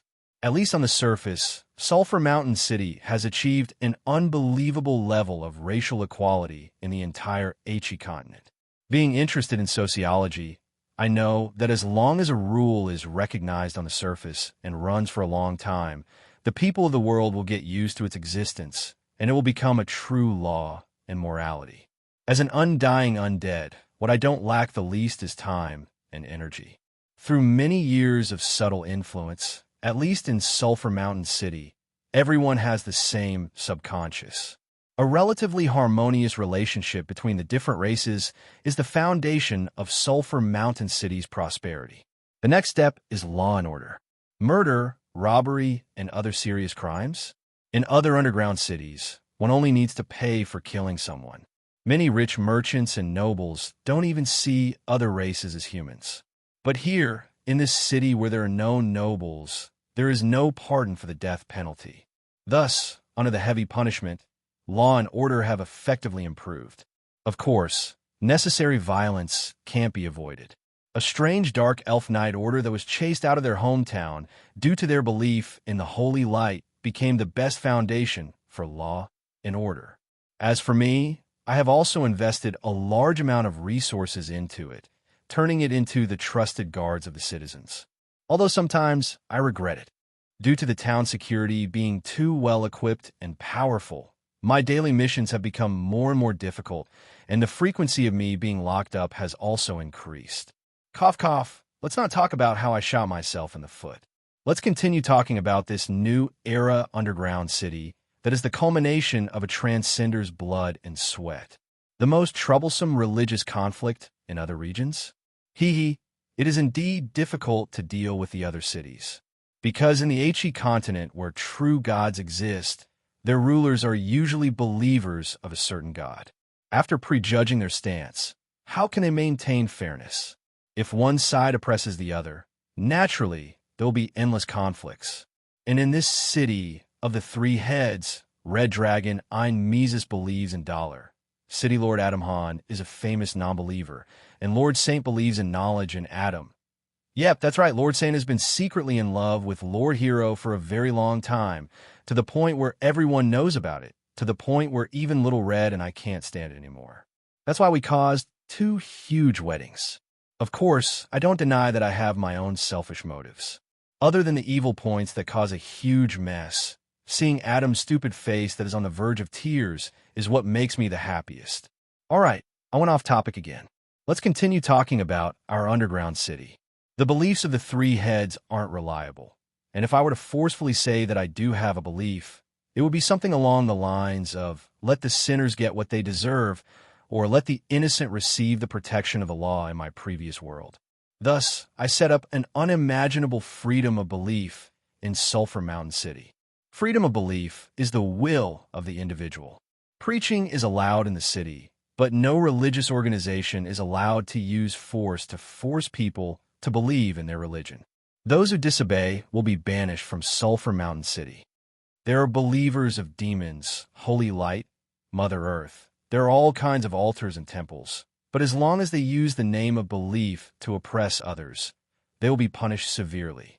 While the other underground cities are prone to scheming against each other, political power struggles, endless battles of belief between churches, and the plundering of the weak by the strong, our Sulphur Mountain City's rule is extremely stable. The laws are perfect, and the administrative efficiency is high. It is peaceful and orderly, attracting countless citizens and merchants, making it even more prosperous. Naturally, it became the so-called underground paradise. Actually, it doesn't mean that this place is really good. It is just that the other underground cities are too chaotic, making this place look better. As the symbol of chaos, the underground city and the underground world continuously allow resources and talents to flow into our city. Thus, Sulphur Mountain City became even more prosperous. In fact, even the Holy Church on the surface was astonished at how peaceful this chaotic land was. They sent out holy knights and priests to learn from this place. Some holy knights were astonished by the coexistence of so many different species, and some were even willing to stay here permanently to study the Holy Light's blessing tome, while spreading the Holy Light's radiance to reform the evil underground residents. As a Lich, I hated these holy knight and priest the most. Sometimes I even wanted to take off my mask and tell them that the treasured book of order that you see as the treasured book of holy light was personally created by an evil and chaotic Lich. Would their faith collapse because of this? At this moment, when I was being captured, this body of skin became my best shield. No one would have expected that the just and honest Supreme Judge Womians, who would never make a mistake, was actually the same person as the Lich Roland, who always caused trouble and was even thought to have water in his head. When I was appointed as the head of the Supreme Court, I insisted on wearing my mask no matter what, because due to the existence of this unreliable evil Lich system, I was destined to be unable to maintain my prestige. As the judge who wields the balance, prestige and authority are the most important. A codex without authority and fear is just a useless piece of paper. At this moment, the prestige accumulated over the years came into effect. Now, I'm standing here without saying a word. Under the many years of prestige, the town security doesn't dare to check whether I am real or fake. Even their legs and stomachs are trembling. I turn around and look at the successful captain, Diana Sphinx. Lord. Not bad. Her voice is trembling too. As expected, she is feeling guilty. I am their superior, but it is definitely not just because my official rank is higher than theirs. They are members of the Town Security Enforcer Team, and the Town Security Enforcer Team is a subsidiary of the Hall of Law Enforcement, and the Hall of Law Enforcement is a subsidiary of the Supreme Court. As for me, Womians, I am the highest judge come the head of the Supreme Court. In the codex that I created, the Town Security Enforcer Team, as a lower-level law enforcement agency, doesn't have independent law enforcement powers. They can only listen to the commands of the higher authorities. If they want to carry out a large-scale law enforcement operation like Strike Down, they have to report it to the Hall of Law Enforcement, and the Hall of Law Enforcement has to at least report it to the Supreme Court. And I, as the head of the Supreme Court, have yet to receive the documents to report it. Overstepping my authority? Of course, it is overstepping my authority. I blew up the town security's base yesterday and started the strike down today. How would I have the time to report and get approval? Even if I wanted to report it, I would have to sort out the documents from the rubble first. This is a huge project. I seem to be muttering to myself, but Diana's face pales in an instant. No matter how beautiful the rhetoric is, the power of law enforcement is the violent action of public authority, and the law enforcers are the violent tools of the ruler. If this tool has a brain and acts recklessly, then it is time for this tool to be scrapped. This is my famous saying, and it is also the warning on the first page of every town security member's work manual. I reckon that they are intending to launch a surprise attack first, and then follow up the procedures afterwards. In the past, the Hall of Law Enforcement and the Supreme Court would turn a blind eye to it. But unfortunately, they didn't expect my sudden appearance to be caught red-handed by my superior. I just stare at them quietly. The originally dark elves' faces have turned so pale that they can be compared to the undead in terms of beauty. Overstepping my authority? No matter what the consequences are or what the reason is, the act of the town security enforcers acting on their own is extremely vile. Today, you can overstep your authority to strike down the town security, but tomorrow, can you overstep your authority to besiege the city lord's residence? Based on the laws of Sulphur Mountain City, the cheapest outcome for these fellows who overstep their authority is to be banished from Sulphur Mountain City. The Dark Elves are in a desperate situation. If it were any other officer, they might be able to bend the rules and punish them after the incident. But the person in front of me is the miracle creator who turned the illusory codex of justice into a tangible power like holy light. He himself is the symbol of the codex of justice, but I have never heard of him going easy on them. City Defense Team Captain Diana's face is filled with bitterness, but it is time for her to stand up. After working so hard for so long, the evil Dark Elves finally receive the recognition of the citizens. Is it all going to go down the drain? After leaving the city, I have to go outside to live a bloody life. How am I going to explain this to my sisters who trusted me? The young lady's red lips are already bleeding from her biting, and her purple eyes are filled with tears. Thinking of the days of fighting outside and the fact that she and her tribe are about to be banished from the happy home and good days that they finally found, the beautiful face of the dark elf contorts in pain. Lord, it is all my personal decision. If you want to punish me, please punish me alone. The strong town security team captain throws away her dignity and kneels down to plead for mercy. Big Sister Diana, it isn't Big Sister's fault. We are doing this for the safety of Sulphur Mountain City. That's right. What right do you have to punish us? Surrounding their team captain, the surrounding town security knight is agitated. Some of them are already glaring angrily at me, as though they are about to rebel or riot.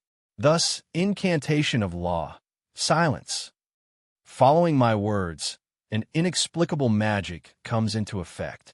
In the void, a silver gavel falls, and the entire land trembles. As the silver ripples spread, not only does all of the voices disappear, the raging emotions of the crowd also vanish into thin air. In this mystical world, when the belief in the concepts of order and holy light can become the source of power, how can the belief in the codex of law and justice lack the support of supernatural powers? Although, when I was in the midst of the trial, when the fourth soul imprint of justice was formed, the one who was the most shocked is probably me, without a doubt. This means that the codex of law that I single-handedly created has been recognized by the origin of this world, becoming a part of the power of order. Laws are power, words exist, and the rules of this world are laws. We are in control of the rules and the codex of law. My words are the rules of this world. This is the incantation of law, a unique creation of the incantation of law and magic. Although it is derived from the mage's incantation of truth and the priest's divine arts of discipline, as long as the conditions for its usage are met, its might is much greater. At this moment, I am adjudicating a case. These town security are the defendants, and this narrow alley is my court. When I say silence, all living beings must silence and listen to my incantation of law. The dark elves' innate magic resistance is meaningless in front of my incantation of law. No one can understand their words. It is as though their body and mind are immersed in ice water, sending chills down their spines. They calm down in an instant. Only then do they remember that the person in front of them is not only the supreme judge, but also an archmage with unfathomable powers. The incantation of law that he created by combining magic and law has become a unique type of law-based magic. Its fame has spread far and wide, even attracting the archbishops and sages of the surface to learn it. The Supreme Court has also become a holy land where only gold-ranked experts can learn the secrets of the incantation of law. He created the 3 advanced jobs of Justice Knight, Judge, and Incantation of Law. They are comparable to the Holy Light Knight, red-robed archbishops, and ascetics that the Holy Church is so proud of. How scary! My magic-resistant skin is disregarded. I'm unable to analyze his magic level, and I can't even feel any magic ripples, but he is at least saint level. In their eyes, disobeying the order is equivalent to challenging the authority of the entire Sulphur Mountain City. Even if they were to escape, they might not be able to escape from the hands of the Supreme Judge. In front of the Dark Elves seems to be a hopeless situation where they will be exiled. In front of a hopeless situation, everyone lowers their heads, waiting for me to decide. Lord, seeing that I have served Sulphur Mountain City for so many years, please only punish me. With a sobbing tone, Diana kneels down, with a respectable female knight kneeling. How can the other knight remain standing? Thus, a bunch of them kneels down in front of me. Io, looking at this scene of sisterly love, even I'm a little moved. Actually, the town security team leader Diana is also a LV-81 legend rank Great Knight. Her strength is definitely above the current me. The reason why she is so pathetic, other than her guilty conscience, is also due to the effects of the god equipment. This silver robe was enchanted by me when I was at my peak. Originally, it was meant to be used to scare people.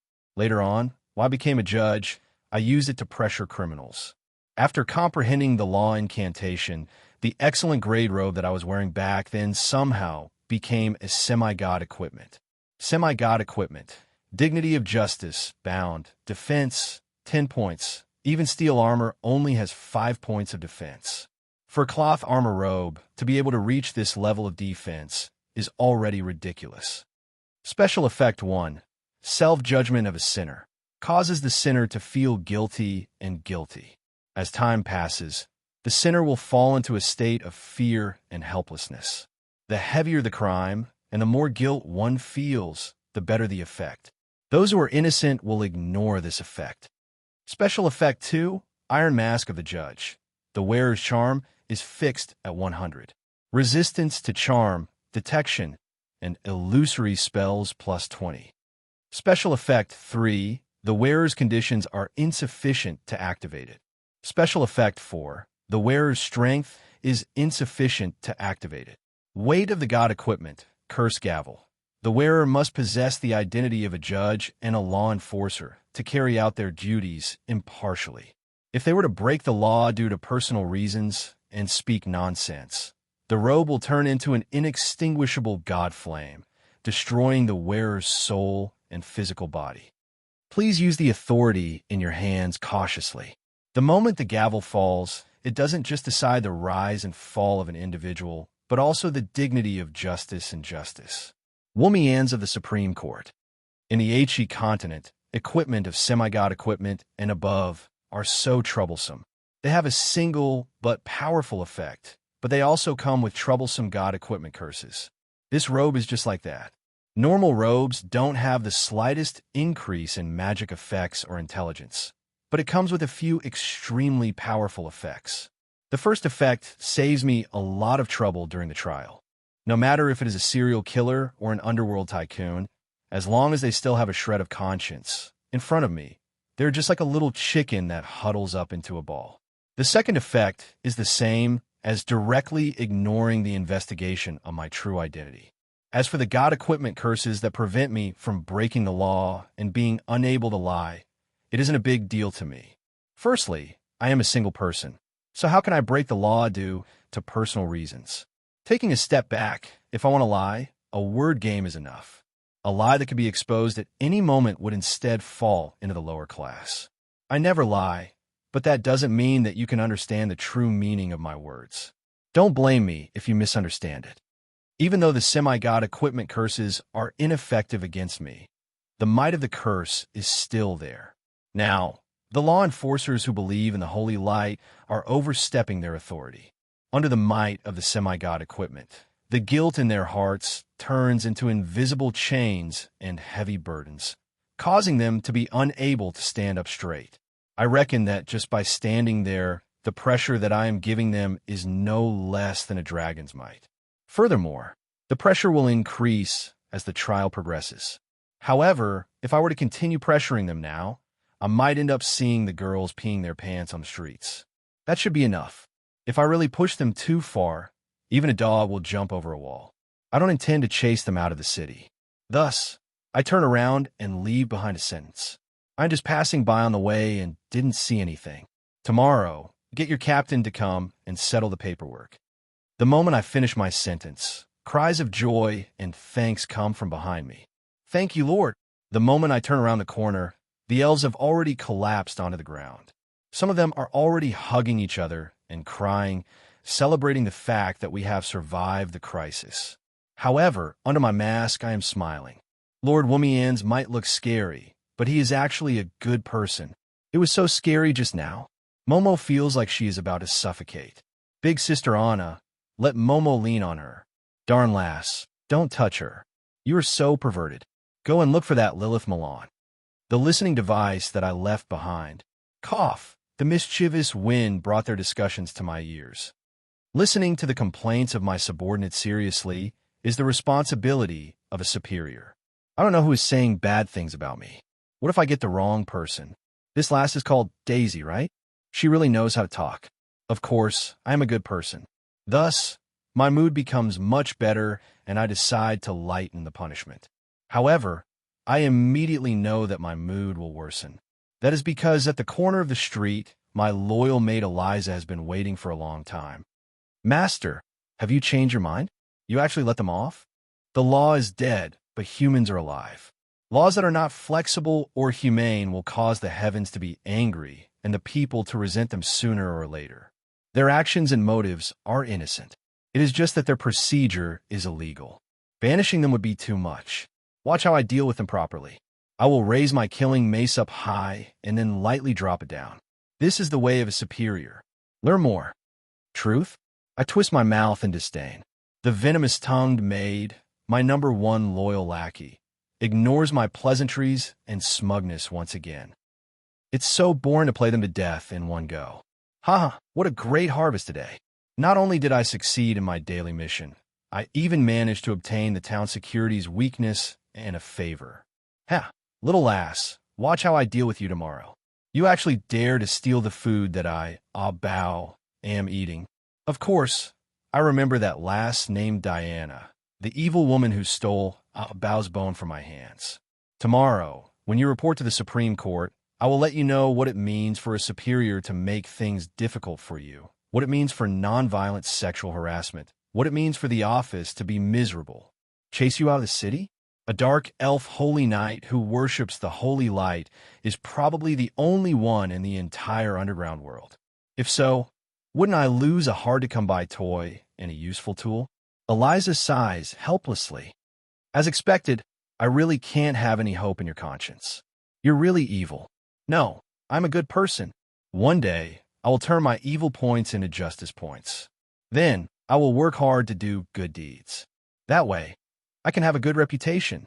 From a certain standpoint, this is also because of that messed up system of mine. To earn evil points, I must do bad deeds. But how can I have a good reputation by doing bad deeds? I even have to wear an iron mask at work. Forget about that. I really can't stand it. It's all because of that darn mask and robe. It's actually a god equipment set. When beautiful women see me, they're either scared half to death or scared to the point of peeing. It's all because of this that I still don't have a girlfriend, even at my age. No, what's wrong isn't the mask and dressing, but your brain. An undead lich looking for a girlfriend? I really can't laugh at this joke, right? I heard that when you were still a human, you were also a bachelor. Although reality is cruel, Master, please don't run away from it. Oomph. I'm not afraid of scaring you. There is still a girl who said that she wants to marry me. Io, which necrophilia has such a heavy taste. No, I understand. It must be an immature lowly agreeing to marry just by giving her candy. But to be so unpopular that he has to lie to a lowly to satisfy his pride, isn't that a little too pitiful? Ayaya, Master, why does your face look so terrible? Could it be that Eliza guessed correctly again? Bastard Eliza, I want to be a good person too. I want a girlfriend too. Thus, this time, the citizens of Sulphur Mountain City were fortunate to see the head of their supreme court running away in tears. Chapter 6. Lord, we half-goat people have been shepherding sheep for generations. That day, we finally found a fertile pasture, and just as we loosened the reins of our babies, these demons came. That's right, they stole our treasures and even tried to rob us. Look, they even said that they are law enforcers. How can there be such bandit-like law enforcers in the world? In front of us is a bunch of indignant half-goat people. These short half-beastmen are famous for their sharp tongues and craftiness. At this moment, their cheeks are filled with tears and their expressions are filled with indignation, as though they have been wronged by the heavens. Lord, you have to seek justice for us. All of our belongings have been stolen by these demons. That's right, my pitiful little Charles, he was only 2 months old and hasn't even weaned yet, but he was brought away from his mother's place by these demons. How can he still live like this? The northern one blows, the snowflakes float, my little lamb is still so small, but these heartless wolves came to our house. There are many people bemoaning the state of the universe in court, but it is rare to see them crying and singing. As expected of the artistic half-goat people, they are already planning to sing. I was moved. After watching for a long time, I realized that the standard isn't that high, repeating the same 2 lines over and over again. Thus, I lost interest, yawned, and gave my verdict. The law enforcers did not violate the law. After the Kamuxin half-goat tribe pays the fine, they can take back the lamb that they seized. The second trial is final, and no appeal is allowed. Lord, in justice, the town security vice-captain Yon, who was at the defendant's stand, heaved a sigh of relief, but the plaintiff's stand was filled with tears and screams. However, I remained unmoved. Bailiff, take them away. Next, corrupt officials run amok. Justice is unfair. As expected, foolish officials protect evil officials. It's like this every time. But being called a foolish official to my face, I am a little displeased. Maliciously attacking a judge, fine of 10 gold coins.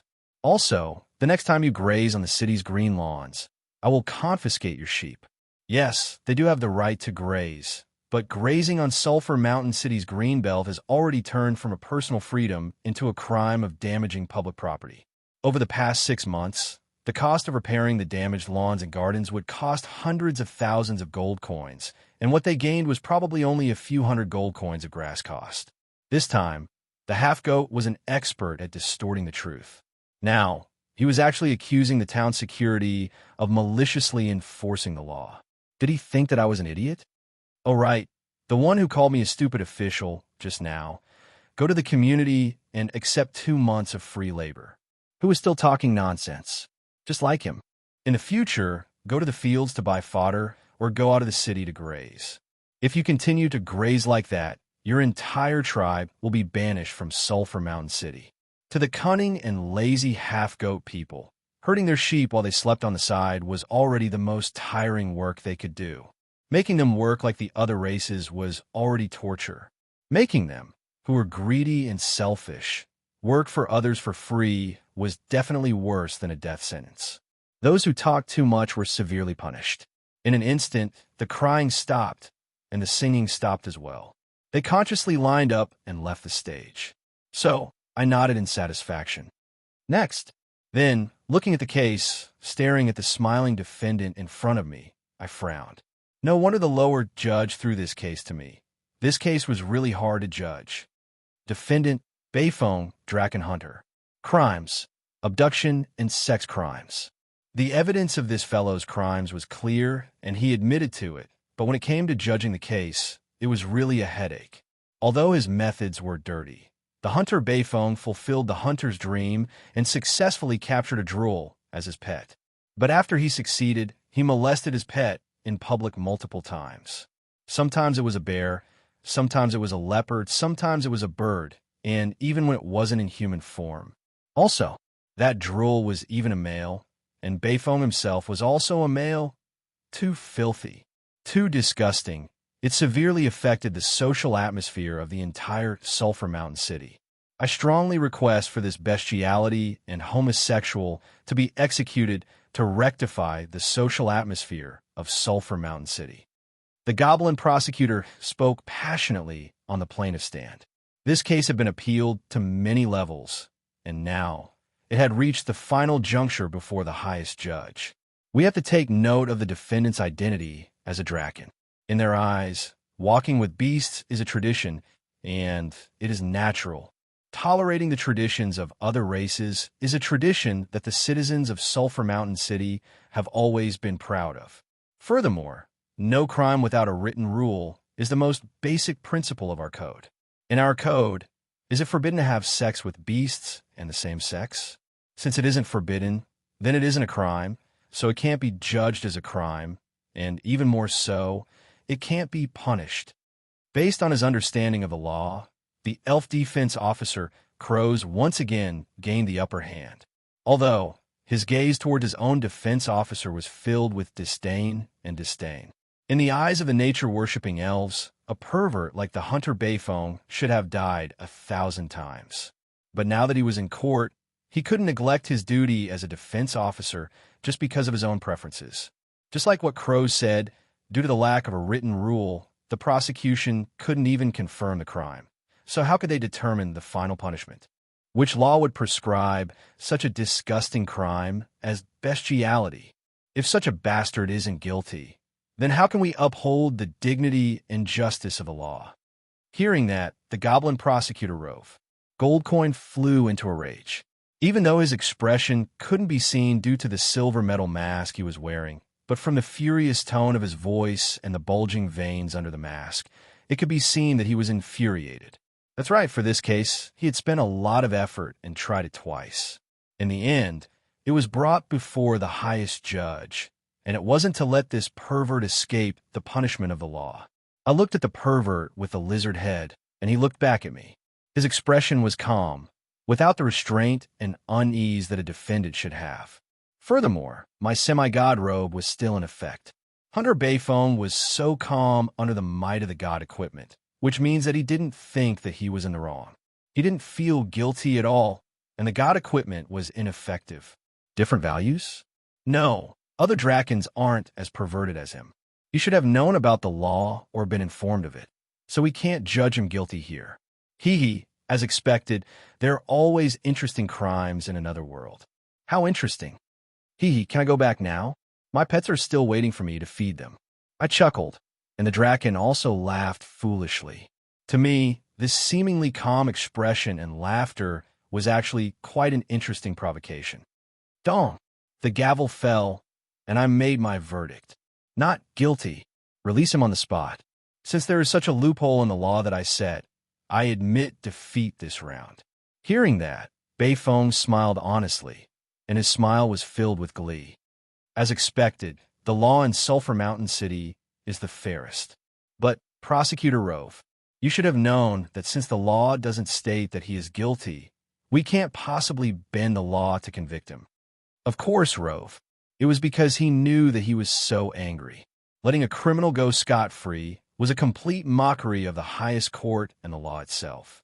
But, my lord, have you prepared for the legislative meeting in the Hall of Law next week? Oh, I understand now. I suddenly asked about something unimportant. Luo Wei was stunned at first, but then he came to a realization and his face lit up. Our Supreme Court is not just a judicial institution. The Law King's office, one of the 4 subordinate courts, is responsible for drafting new laws. The Supreme Court, in addition to being the final judge, also has the power to legislate and interpret laws. Since this young friend Hurl has helped us find a loophole in the law, let's patch it up. Crows, when a new law is passed, send a few great stalkers to chat with this little friend. Let him come back soon so that we can thank him. None of these words escaped Bafing's ears. At this moment, his face was ashen, as if he could already imagine the day when he would be captured again. As for never doing such a disgusting, evil thing again, from the very beginning, it wasn't in his list of choices since he viewed walking with beasts as his greatest hobby. Hearing that, even the victorious defense official Crows was overjoyed. Yes, my lord, I will do it immediately. The disgusting, unnatural behavior of walking with beasts should be severely punished. If it is done in public, he will be punished even more severely. Right? Remember to add in the ban on abusing pets. For such behavior, he should be stripped of his right to raise a pet. Let's stop these perverted actions from the other side as a double insurance.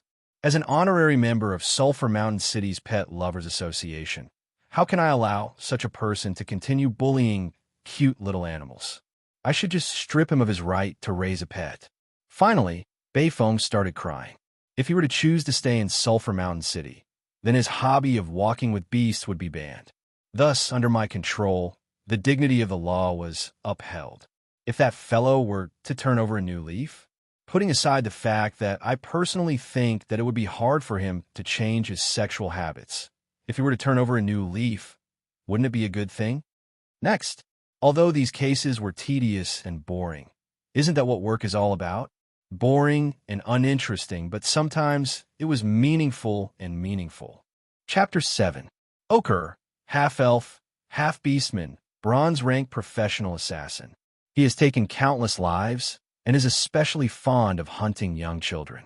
While carrying out a mission in Sulphur Mountain City, he was captured by the Dark Elf Town security and sentenced by Sulphur Mountain City's court to 376 years of imprisonment without bail. TSK. As I looked at the information, I clicked my tongue in wonder at the half-elf assassin in the cage.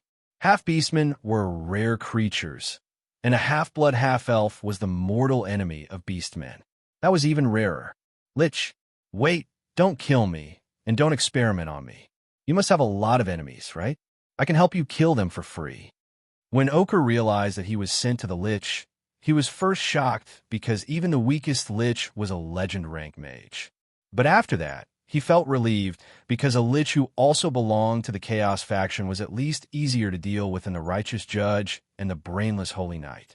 Those hypocrites from the Order faction never knew how wonderful it was to make deals and compromises.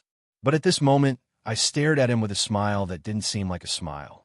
I didn't bring him over from Sulphur Mountain City prison just to find a helper. A bone-like finger was placed on the gnome's forehead. Even if it was a heinous and perverted killer, the warmth of a living creature's body still made people care for it. However, the other party's expression did not look too good. Perhaps it was because he remembered the legend of the Liches playing with souls and corpses. Under the cold touch of the white bones, his face became even paler. How interesting. I originally thought that you were just an ordinary murderer, but you're actually a hidden blood sacrificer, a filthy demon worshipper. You used the lives of young children to make a deal with the devils of the Nine Hells in exchange for your own lifespan and power. As expected, as I spoke, the memories hidden in his subconscious became clearer. The dirty memories became clearer, and what followed after that was the memories that made him even more terrified. Tell me, interesting little fellow, what is your greatest fear? The human brain was very interesting. The more you try not to think about something, the more your subconscious mind would think about it. The fourth ring arcana technique, memory read, wasn't a very profound technique, and it wasn't a very useful ability. The more secretive something was, the deeper it was hidden in one's mind. Memory read, on the other hand, could only see the top layer. But I have my own unique secret method. Ask you, what secrets are you hiding? Then that person will often subconsciously think about what he has to hide. At that moment, the secret will surface, and my memory reading spell will reveal the contents of his thoughts. What you're most afraid of is actually revealing your true identity. Interesting. What is your true identity? Chrome City spy? How interesting. Under the chain of questioning, his hidden motive was naturally clear. His luck today was quite good. Initially, he had only wanted to swap out 2 prisoners to farm for evil points. However, after probing him a little, he discovered that he was actually a spy sent from another city. The underground city, Istanbul, is probably the closest underground city to Sulphur Mountain City. However, compared to the prosperous Sulphur Mountain City, its population and area is much smaller. The underground city was dominated by orcs and grey dwarves. The city lord was a foolish orc who believed in the god of tyrants, Bane. The mining industry was quite developed, but other industries were not doing well. This spy was hired by the other party in Chrome City. His mission was to collect the simplest information. At most, it could only be considered a part-time job, but it was enough to show that Chrome City was up to something. Eliza? As expected, the elusive head maid appeared behind me in the next second. Interrogate him seriously and squeeze out all of his secrets. Then, give a copy to Marguerite. Tell her that if she doesn't care, I will throw him to Adam. In my memory, catching a spy equals secrets hidden in the gutter equals ambition of a big shot equals a whole bunch of trouble. It was equivalent to a volunteer without money. I didn't want to care about such a troublesome matter. Since I met him, I would throw him to someone who might be interested. The great saint in charge of internal affairs, Marguerite, would follow the clues and uncover the truth bit by bit. As for this prisoner, before he was sent to me, he had already stated that his crime was unforgivable. Since he was already here, he wouldn't be leaving. Bang!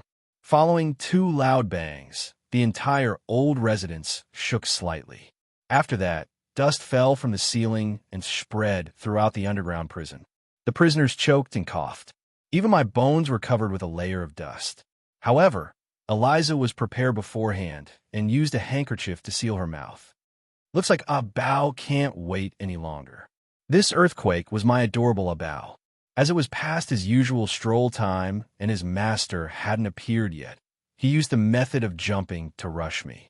Thus, irresponsibly, I threw all the work to Eliza. My working hours ended here, and now, it was time for me to take a stroll with Abao. Or rather, it was time for me to be dragged around by the gigantic 2-headed Cerberus. Just like other stupid dogs, the moment he left the house, Abao forgot about his master and ran around crazily. On the other hand, I, who was wearing the reins, didn't even add up to 15 kilograms, and my strength wasn't more than 5. Naturally, I was dragged around by the gigantic beast that weighed tens of tons. Of course, at this moment, after suffering a few setbacks, I would cast a levitation spell on myself and tie the reins to the sturdiest rib to become a qualified kite. This stroll gave me an unexpected reward. The bone flag is raised, and the big dog is coming. Everyone, hurry up and pack up. Town security? Hurry up and call the town security. Everyone, work hard. Form a defensive line and guard the butcher shop to the death. Don't even think of stealing my fresh ribs today. All right, being dragged high up in the air, I became Abao's symbol. In order to avoid getting caught up in the barrage of the stupid dog, the stalls and vendors that were 2 blocks away started to pack up and make way for me. Go to the undead district at the east of the city. That place doesn't belong to the town security. Hearing these words, I quickly gave the order and pulled the reins hard to make Abao turn around. In the past, Abao's stroll would at most cause traffic chaos, and he didn't hurt anyone. Skeleton soldiers don't count as people. In the past, the town security had to deal with more serious criminal cases. By the time they arrived, it was about time for me to finish my stroll and return. But now, as the only survivor of the Gentleman Alliance, when our alliance wasn't causing trouble for them, I definitely wouldn't underestimate their speed and determination to get rid of us once and for all. Woof. Under my command, Abao kicked away the tyrant blocking the way and used his big but to sit on the barricade blocking the way. Then, he ran towards the east of the city. Stop right there. Stop right there for Momo. It's all your fault that Momo Peter Pants in front of Lord Woomien's yesterday. All right, I underestimated the other party's determination to take me down. The town security actually set up an ambush. But, jump about. The gigantic hellhound leaped over the barricade in front of him. The town security following behind him helplessly stopped in their tracks. A 6-meter-tall, skeletal giant stood in front of them, using the Diamond City gate as a shield. There wasn't a hint of emotion in his empty eye sockets, but no one dared to take a step forward. This was the undead district at the east of the city, and it wasn't under the jurisdiction of the town security. If they want to go in to enforce the law, they would have to file a report and go through the procedures. If they were to really go through the complicated procedures, this Lich would have long disappeared.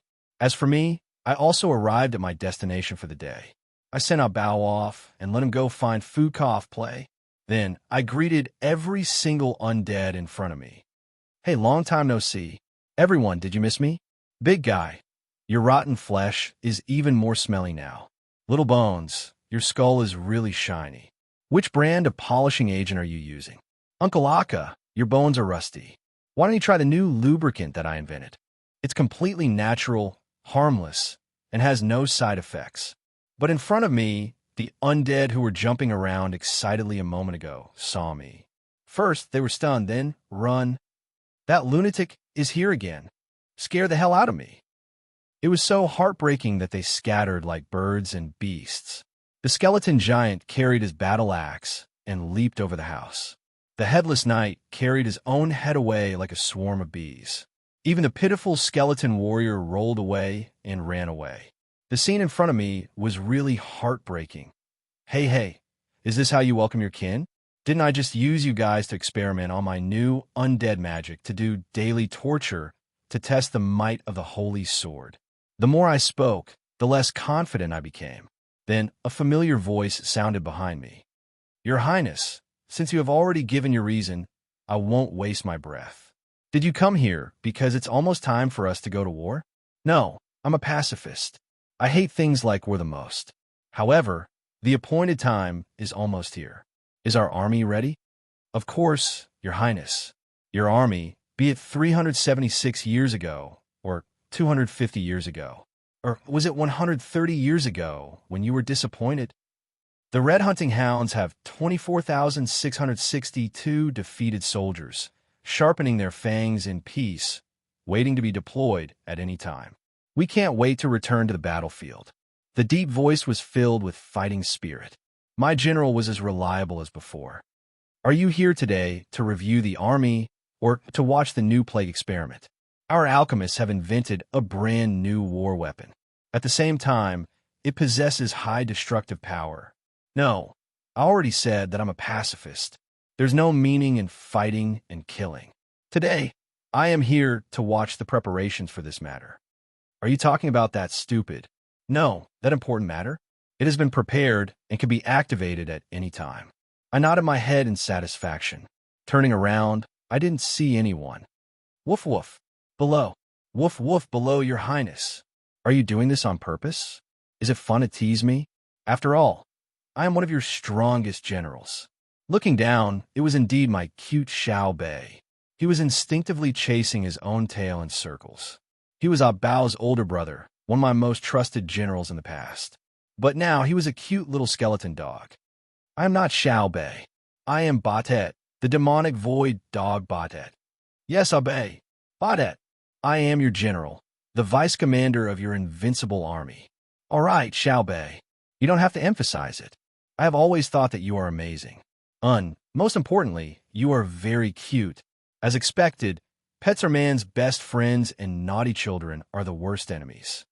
Hearing my tone as though I was coaxing a disobedient child and my increasingly unreliable declaration, Xiao Bei lowered his tail and brows. He covered his face and lay down. He knew that as long as his master fell into such a state of madness, it was useless to say anything else. Today, I finally saw how a skeleton dog could make an expression of despair. All right, I won't tease you anymore, Xiao Bei. Are the preparations done? Up to you. Although I've always thought that this is a bad idea, but aren't you known for being unreliable? Just treat it as me coaxing you to be happy. Cough. A light cough interrupted his grumbling. Then I Lich Roland hereby announce the official start of the Sulphur Mountain City Undead Tourism Week. The Death Crown theme park will officially begin operations. Yes, fighting and killing were meaningless. In this day and age, what mattered was the economy, the people's livelihood. Our Undead District was going to launch a new industry. Undead Theme Park. Headless Knight Polo Competition, Skeleton Puzzle King Game, Ghost Festival Wild Dance Competition. Riding a cool bone dragon around the entire Sulphur Mountain City, I had already prepared a series of selling points. Behind me, spinning along with the theme park's biggest selling point, a gigantic Ferris wheel formed from countless skeletons. It was over 300 meters tall, and when it spun, the demonic wind it created was like a dancing black dragon. The gigantic Ferris wheel resembled a titan, and it could even be seen from outside of Sulphur Mountain City. Although I'd spent a lot of effort to convince the living that it wasn't some fearsome war machine or some frightening plot, but all of it was worth it. This was a living advertisement for the theme park. Very quickly, countless tourists would come over due to its reputation, and I would earn a huge sum of money. At this moment, my skeleton attendants dressed in clown clothes were beating drums at the entrance while I waited patiently for customers to come. Surprisingly, half an hour passed and not a single tourist came. Thus, I asked Abi, who was lying on my head, "Have the flyers been sent out?" "They have been sent out a long time ago." "Have you paid those goblin dwarves for their advertising fees?" "Yes." "Did you put the safety guarantee from the Supreme Court in the advertisement?" "Of course, to think that you managed to get the permission and guarantee from the Supreme Court. Without this, no one would dare to come." "Is my advertising slogan not good?" "No. It is very literary and very attractive.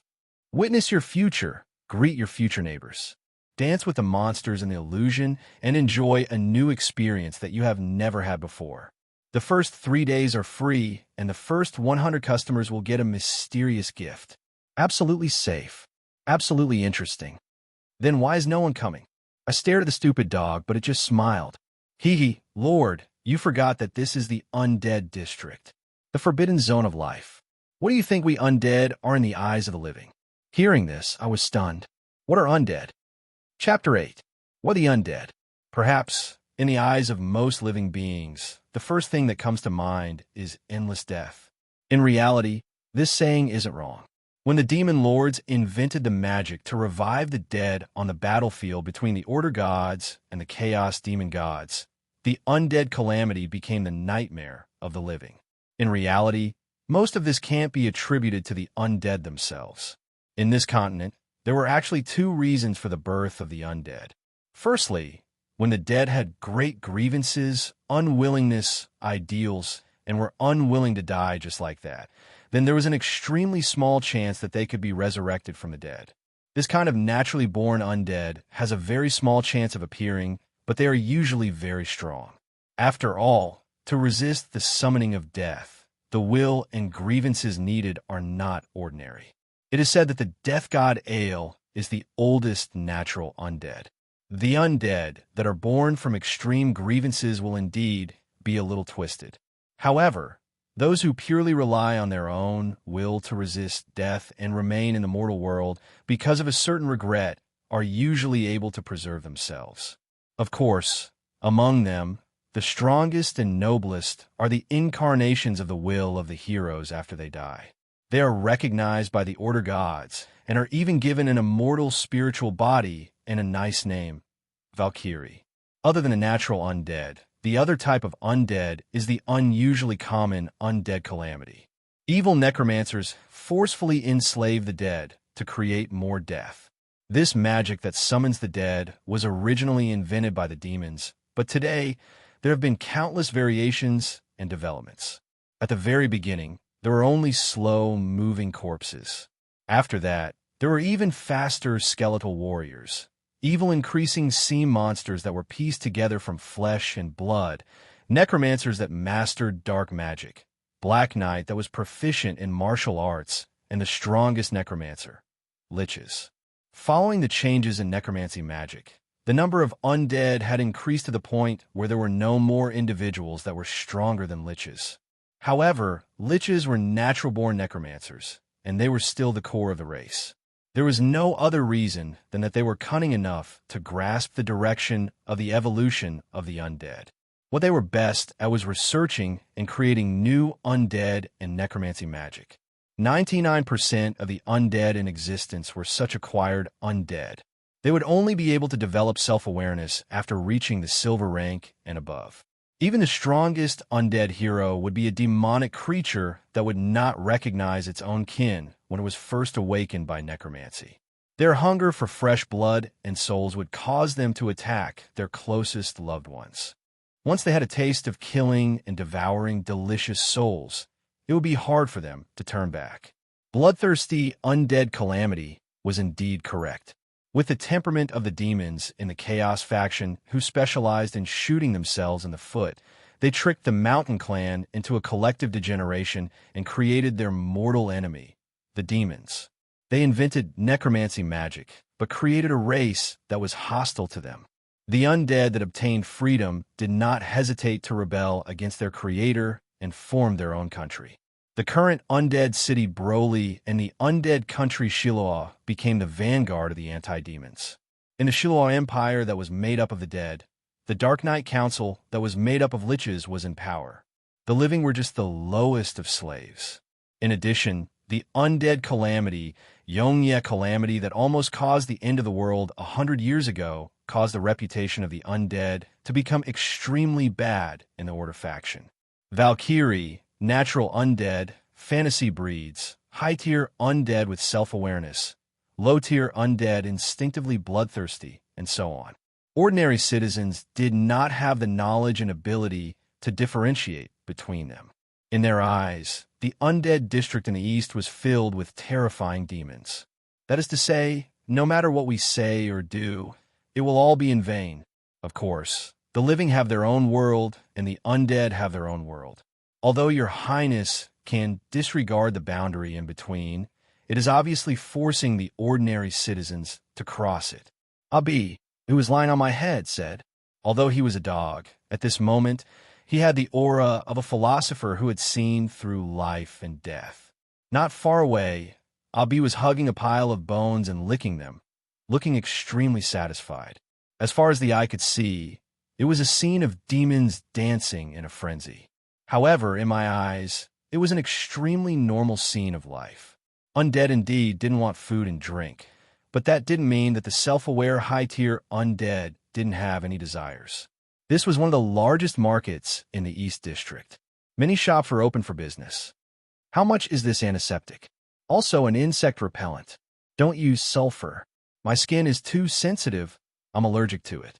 This was a female corpse witch. She was feeling upset over the increasing number of insectoid residents in her empty brain. Dark bandage, cursed bandage. I guarantee that your magic is as stable as your intestines. Are there any mummies or undead uncles who want it? The latest model of the circle of arcane magic. There are also mushroom and bear prints available. All kinds of fresh blood for sale. Humans, elves, dwarves, all kinds of races have it. Virgins, androgynous, all kinds of genders have it. If you're a big customer of 2000 cc, you can even enjoy a long-term blood delivery service. The little Red Riding Hood girl running around was really cute, but the goods she was selling were exceptionally terrifying. Skull sales. Gold, jade, bronze, stone carvings, dragon bones, you name it, we have it. Does anyone want to change their head? Uncle Lich, do you want to change your head?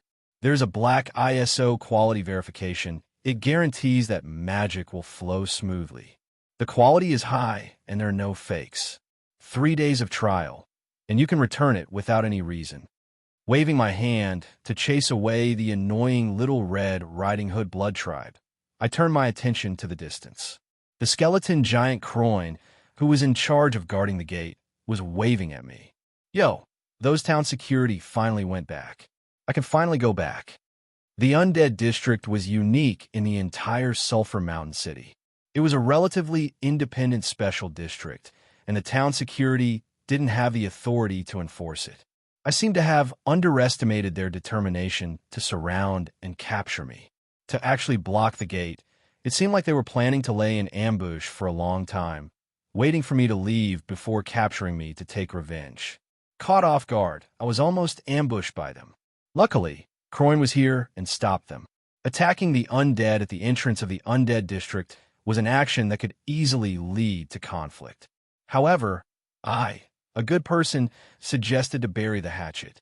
I heard that the Supreme Judge is very dissatisfied with the town's security. No, of course this isn't a threat. I won't file a complaint to the Hall of Law Enforcement, and I won't hang a banner in front of the Supreme Court to complain about my injustice. No, I'm a good person, and this isn't a threat. As long as you are willing to help me do an experiment, I am willing to leave with you. Hee, this isn't the first time I've come into contact with you. Don't worry, this experiment isn't some evil magic. You should also know that the Undead Paradise, the main tourist attraction of this year, is opening today, and I am the contractor. But look, there aren't many people coming here to play. I'm only inviting you to be the first batch of tourists. If you enjoy it, help me advertise it. I rubbed my hands together and said flatteringly, of course it's free, completely free of charge. As the first batch of tourists, there will even be a mysterious gift. Cheating? I'm a believer of the God of law and justice. You are insulting my faith. There isn't such a God. There will be one in the future. Don't worry, I am a man of my words. As long as you help me do the experiment for all the attractions, I will leave with you immediately. Thus, they agreed to my request. Then, they regretted it. H. Smelly bones. Let Momo down. Momo's entire body hurts. Momo is going to die. The one in front of him was a certain female knight who was being hung by a rope and whizzing by. Then, there is silence because the rope breaks. Abe, remember to write a slogan on the bungee jumping platform next time. Take off your armor before bungee jumping. Looking at the huge hole in front of me, I sympathized with her. I knew that you didn't have any good intentions. Let me down, as she roars. The one who flies by is Vice Captain Yawn, whom I met not too long ago. At this moment, her tanned face is ashen, as though she is about to vomit at any moment. Obviously, she isn't suited for the high-speed spinning of the roller coaster. Let me down, you devils. Accept the punishment of the holy light. Don't summon the holy light on the roller coaster. Forget it, I am a step too late. Abe, remember to write on the signboard. Never summon the holy light on the rides. My reminder is a step too late. No matter what, these rides are still the product of necromancy. If they were to meet the nemesis of the undead, the holy light, when a roller coaster slides down a slope of more than 100 meters at high speed, the sight of the body disintegrating, I have finally seen it for myself today. It really flew quite far. I swear I definitely didn't do it on purpose. Ugh. Bastard. The elven beauties ungracefully gathered in a circle and vomited. That scene, Abe, reduced the speed of the hell-shaking cup by 300%. Looks like I forgot that the living will feel dizzy if they spin too fast. I should just reduce the speed. My head. I can't see anything. I'm going to kill you. A 180-degree rotation of the universe flying saucer is enough. Forget about 360 degrees. Looks like I forgot that the living will temporarily lose their sight if their head is facing downwards for too long, and hanging upside down for too long will cost their lives. So high, so scary, even the heaven and earth are shaking. Let me down, I beg of you. It is enough for the Ferris wheel to move slowly up and down. There is no need to spin inside. Evil retreat. Holy light, there are so many evil spirits. Am I going to stop here? Isn't it better to not use real spirits in a haunted house? That isn't scary enough. But if we use real spirits, what should we do when the warriors instinctively get serious? It is better to temporarily seal the haunted house. Stop. I beg of you to stop. My head is dizzy. No. The loud sound of someone crashing into the wall is painful to listen to. The specter horse can pass through walls, the living. Luckily, they were able to do the test. That is great. No lives were lost. The Saint Knight is famous for their thick skin, but they are still in such a miserable state if it was a normal citizen. Looking at the tragedy in front of me, listening to the screams and cries, I can't help but feel a lingering fear. The result of using the amusement facilities from another world is that it is not acclimatized. If it wasn't for these kind-hearted people testing, I am afraid that there would be a huge mess. In order to thank them, I intend to fulfill my promise and return to the town security's encampment with them after they are done at the test, but everyone has worked hard today. There are still 120 more tests. After the test, we will report to the town securities team. I will definitely not run away. You better remember, even if you win today, one day, we will bring you to justice. But they ran away. Don't forget to bring your mysterious gift, the annual pass to the undead paradise, free for a year. Remember to come again next time. Chapter 9. On the muddy field, a lone figure was running. Running barefoot on a track made of cinders was painful. Furthermore, she was carrying 100 kilograms of heavy armor on her back. This was no longer a training exercise, but a punishment. Although the cinders that had been sprinkled with water wouldn't stir up any black ash, it was filled with malicious mud. Her originally smooth bare feet were now covered in wounds. Every few hundred meters, the slender figure would fall once. Even though her entire body was covered in wounds and mud, the young lady would struggle to get up and continue running. Then she fell again. The blood that flowed from her bare feet formed a trail of blood that extended all the way. To her, the physical pain wasn't much. The piercing gazes of the people around her were the most painful. The passers-by couldn't bear it, but no one stopped her. This was because this was the supreme court of Sulphur Mountain City. In the eyes of the citizens, this was the most sacred and just place. If someone was being punished, there would naturally be a corresponding crime. At the side of the track, two silver-masked judges were discussing softly. Is that Captain Diana of the town security? Why is she running around here barefoot and carrying heavy armor? It looks like she's being punished. Didn't Lord Womian's order for the track to be watered in the morning? It seems like it was prepared for her. What did she do? Didn't the town security take action on their own a few days ago? They launched a new wave of crackdown without reporting to Lord Womian's.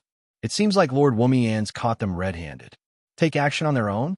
Isn't that a super heavy crime? At the very least, they would be banished. Oh, I understand. Yes, banishing them all is obviously too heavy, but it's impossible for them to not be punished at all.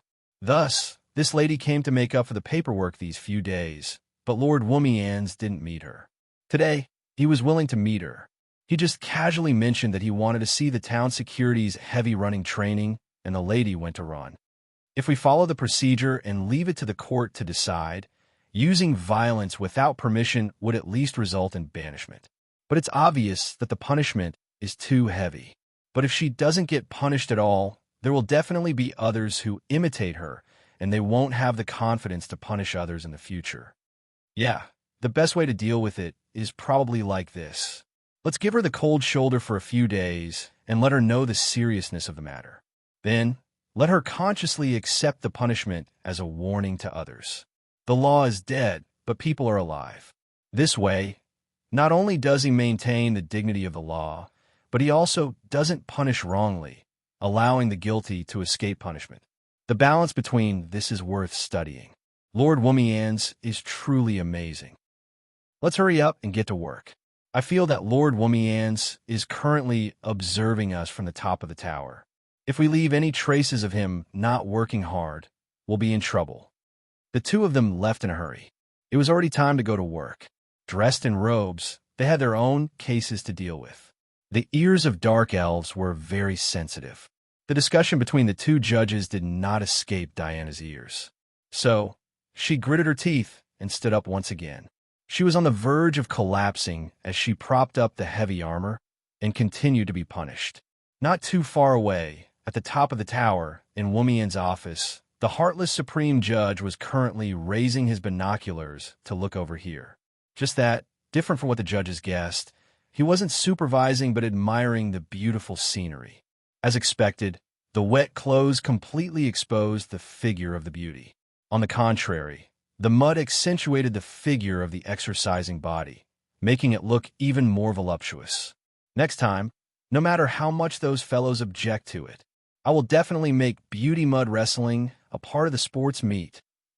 Putting down the binoculars, I seriously considered the possibility of letting this policy pass through the council. As for the punishment, The dignity of the law? Is that something important? Although those stubborn old men in the council might not allow it, I will approve it. The one who was admiring the beautiful scenery with me was a middle-aged man with a lecherous smile on his face. Although his looks weren't bad, he exuded a sense of exhaustion from his bones. Red light armor, a fiery red two-handed greatsword, fiery red hair that seemed to be on fire. His entire body seemed to be on fire. Although he was in a peaceful city, he was fully armed as usual. The broken silver sword at his waist was perhaps the only other color on his body. Phoenix of the East, Undying Man, there were a lot of nicknames like that. But the one that people were most familiar with was his identity as the Red Lotus Sword Saint, a hero. 130 years ago, he brought his adventure group and ambushed Lord Yongya's undead army and successfully beheaded the undead Emperor Lord Yongya, causing the entire undead army to collapse. It was basically a classic story of a hero slaying a demon king to save the world. After that, he rejected the recruitment and gifts from various countries and inconceivably came to the underground world that no one cared about and built this unique city.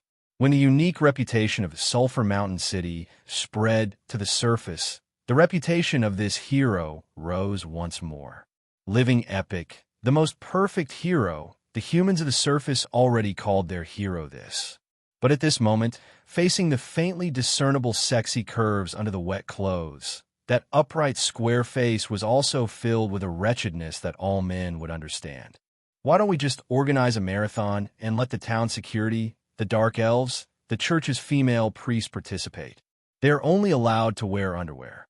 Haha, just the tickets alone would be enough to earn a fortune. Red Lotus Sword Saint Adam Han. As my direct superior, the city lord of Sulphur Mountain, his greatest joy was to cause trouble for his subordinates and the civil council. My proposal would definitely make those old fellows in the council furious. So how could he not like it? Don't look at how old and frivolous he is. In my system, this fellow is actually a LV-262 semi-god existence. If placed in the surface world, he would at least be the ruler of a country. Old bachelor, you have gotten stronger again. When I met him last week, he was only LV-260.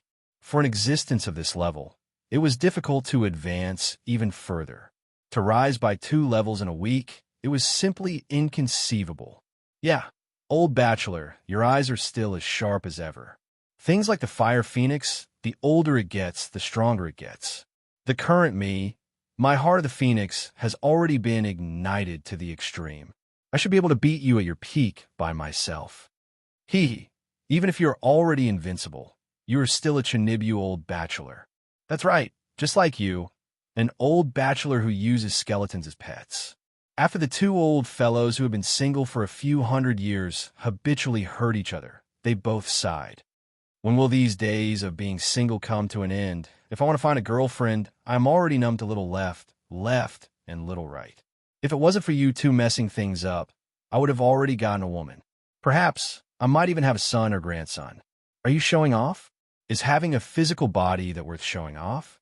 My little left and little right are only bones left. Showing off? Show off your face. And those rumors of yours, saying that I am destined to be alone, causing all the beauties in the city to avoid me. Last week, the beauty I accidentally bumped into, even though it was a beautiful acquaintance, she actually went to the holy church to dispel her curse, thinking that she was being possessed. Do you know how I felt at that moment? Of course I know. This is the reason why I told that desert beauty that you are destined to be alone.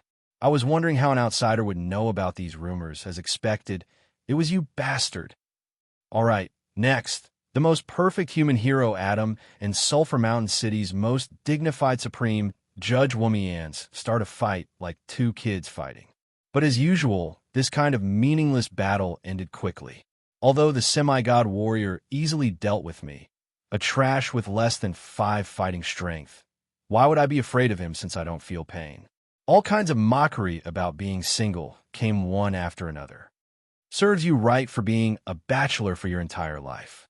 Legend has it that a bachelor becomes a great mage at the age of 30. You're almost 200 years old. Could it be that you have already become a great mage? Come, release a fireball for me to see. Do you need me to use magic to help you turn little left and little right into girls? I guarantee that they will be super cute. Oh, you wavered. You actually wavered. Don't be silly. If magic could do this, would I still be single now? Of course, while I was using my words to hurt him, my heart was also dripping blood.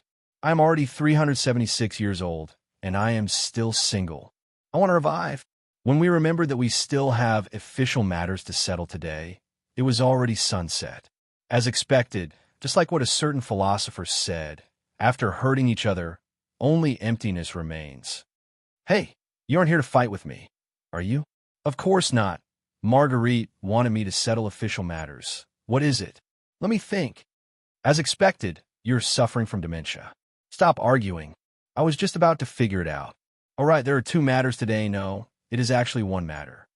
I'm about to die. You should know that, right? Even though he was talking about his own death, this blockhead played it down as though he was talking about where he was going to play tomorrow. Of course, the shortest is a year, the longest is 3 years, then you should die. Of course I knew, in the character information of the system, there was a red border beside his name, lifespan nearing its end. He was not far from death. 157 years, I've already lived long enough. I have no regrets. Is that so? No regrets? That's right. The lifespan of a normal human on the HE continent is 60 to 80 years. This fellow relied on his astonishing strength to forcefully live to almost 200 years. He can indeed be considered as having a long lifespan. If you want to live longer, it isn't difficult at all. Of course, it isn't difficult. For such a powerful warrior, as long as he is willing to believe in the gods, any random identity as an apostle would be able to extend his lifespan indefinitely. And if he doesn't want to work for others, he can reincarnate into other long-lived races, such as angels, demons, or undead. To him, it isn't difficult at all. However, Adam smiled, a casual smile, a smile without any worries. Even though he is still young, he seems like an old man who has already seen through the vicissitudes of life. No, 150 years is too long for a short-lived human. I have already lived long enough. A village youth who gained nothing has already completed his dream of being a hero. Now that most of the people I know are dead and I have done what I wanted to do, it is time for me to rest. Besides, it is quite unsightly for an old man to always be at the top. It is about time for a newcomer to take over. You're still thinking about Lisa, huh? His sudden realization couldn't fool me. Lisa Grant, Adam's past companion, and also his crush. However, she died in a battle against Lord Yongyam more than 100 years ago. Given this fellow's ability, if he really wanted to find a girlfriend, how could he not find one? If he really persevered through those 2 weddings, given his fighting prowess, how could he have just watched us cause a ruckus? Io, you really are a Casanova. But aren't you a little too selfish? Yes, I am very selfish. He actually nodded his head and admitted it. I have let Marguerite down. As an undying, she is still young. She should have better choices. The great Saint Marguerite is infatuated with Adam, but Adam is unable to let go of his dead ex-girlfriend. This is already an open secret among the upper echelons of Sulphur Mountain City.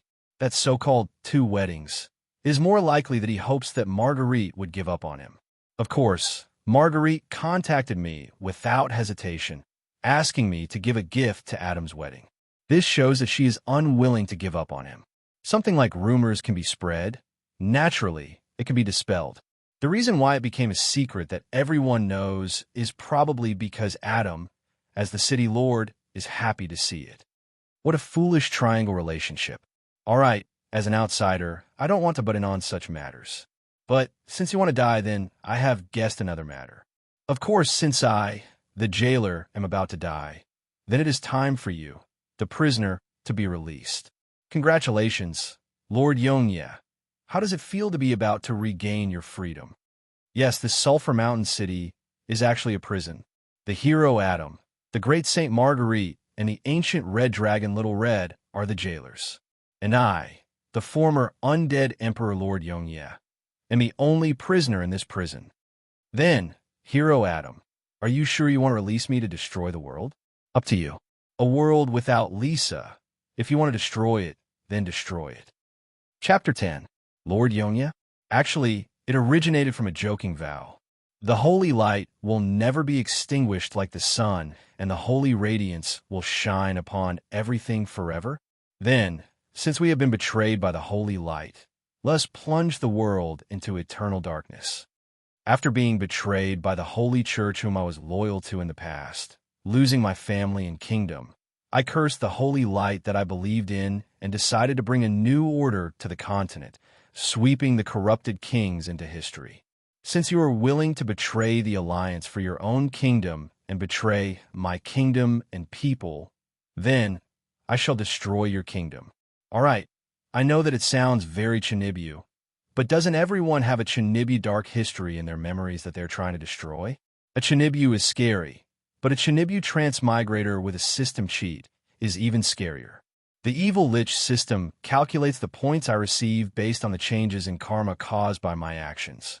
Pranks don't affect me much, so the rewards aren't much. Instead, as long as I bring about death and destruction, I will receive an endless amount of points. These points will make me stronger and bring about more suffering. What else would bring about more death and destruction than a world war? All right, a war that destroys everything.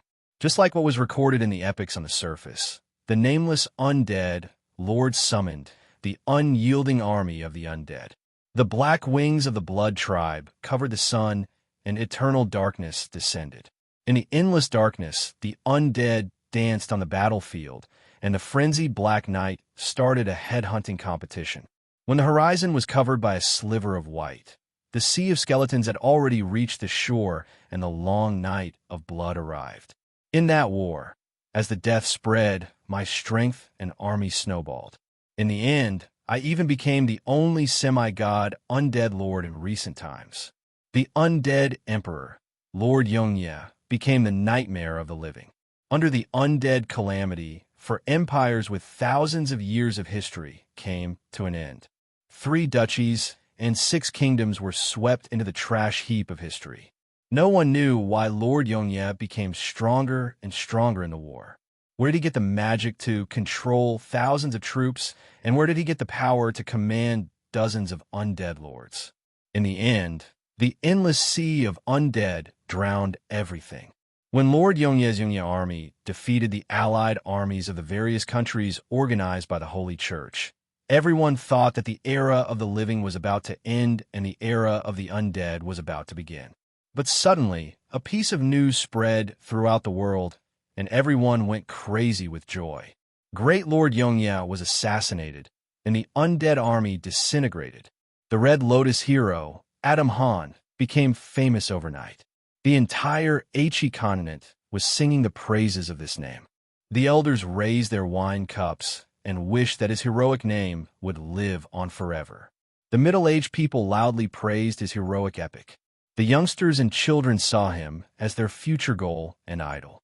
According to the statistics after the incident, if it wasn't for the fairy tale-like hero Adam Han leading his adventurer group to slay Lord Yongya, perhaps the entire continent would have lost more than 70% of its population. At this moment, that legendary hero was like a child who had been fooled. His face was filled with displeasure.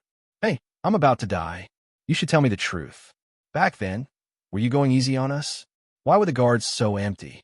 Why were the red hunting hounds of the royal guards thousands of miles away? Why didn't you have a single sovereign-level undead by your side? Why did you, who was at the pinnacle of semi-god, lose to us, a bunch of legends?" I hesitated for a moment, but in the end, I still didn't speak the truth. "Well, don't you know that reviving after death will cause me to lose a portion of my memories? I have long forgotten about what happened back then.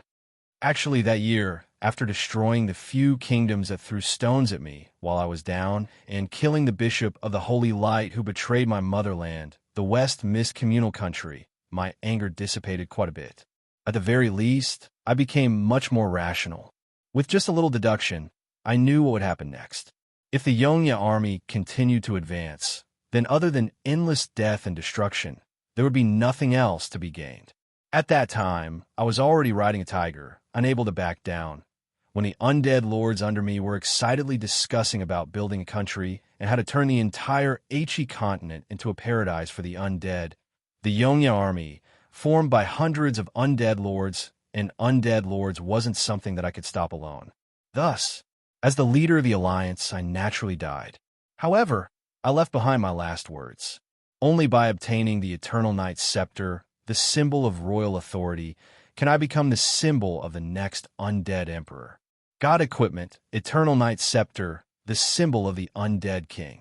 It is said that it is something that Lord Yongye carries with him, and it hides the secrets of the Lord's strength. However, it has never appeared on the stage of history. This was how the God equipment illustration of the Tower of 10,000 Spells introduced the Eternal Knight's scepter. Of course, due to my sudden death, I didn't mention what exactly the Eternal Knight's scepter was. Thus, all the undead lords suspected that I was hiding it. Also, who said that undead don't have desires. Power and authority are the most cherished by all intelligent beings. All right, there isn't much to say about what happened next. The Civil War broke out, and the undead calamity came to an end. As for the current undead kingdom, Shiloh Empire, more than half of the 12 highest undead lords were old acquaintances from the allied armies. To think that there would be a legend that the one who obtains the Eternal Knight's scepter will become the next undead emperor. However, it is a pity that this legend is fake, because there is no such thing as the Eternal Knight's scepter in this world. Yes, even the name of Lord Yongya originated from a joke. How can there be such a strange god equipment in this world? Everyone was fooled by me. After I succeeded in my revenge, I no longer had any goals. After dying once, I would change my character and become a good man again. Initially, I intended to start all over again after reviving, accumulate my strength, and wait for the so-called plot of the game to unfold. At the same time, I would wait for the return of my foolish younger brother.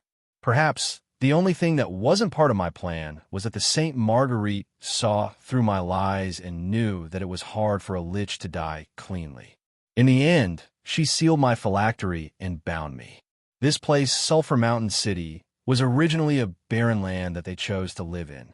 However, the arrival of some refugees turned this place into the original Sulphur Mountain City. In the underground world, where danger lurks everywhere, the protection of experts is more important than anything else. At the very least, they wouldn't become the prey of slave merchants and the food of ferocious beasts.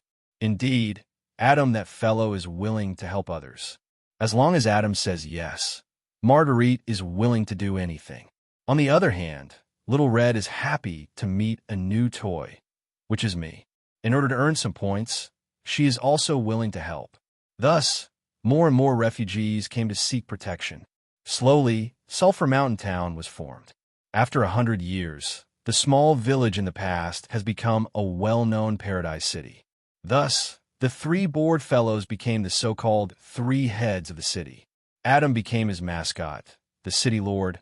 Marguerite was forced to manage the administration, and Little Red continued to sleep, occasionally waking up to cause trouble for everyone.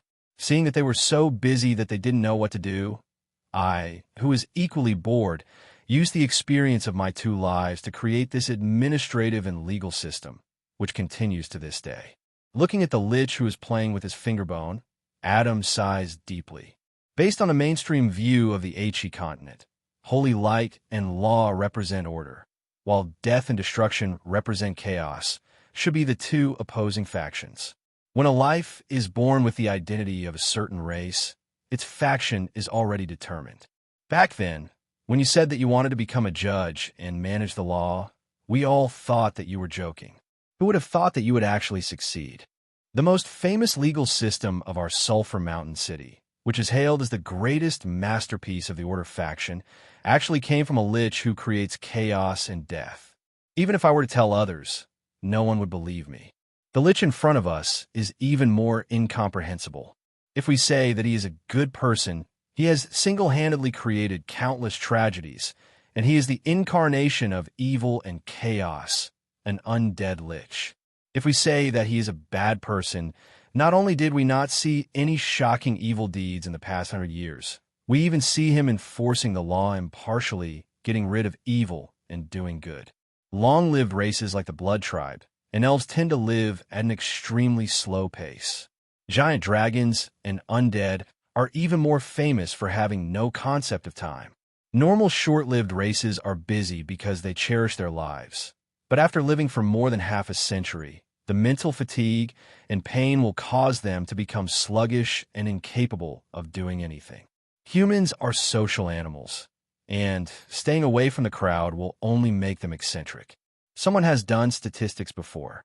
No matter how kind and upright a mage who becomes a lich was, after living alone for hundreds of years, the eyes of outsiders, and the corruption of black magic, it will make them eccentric and evil.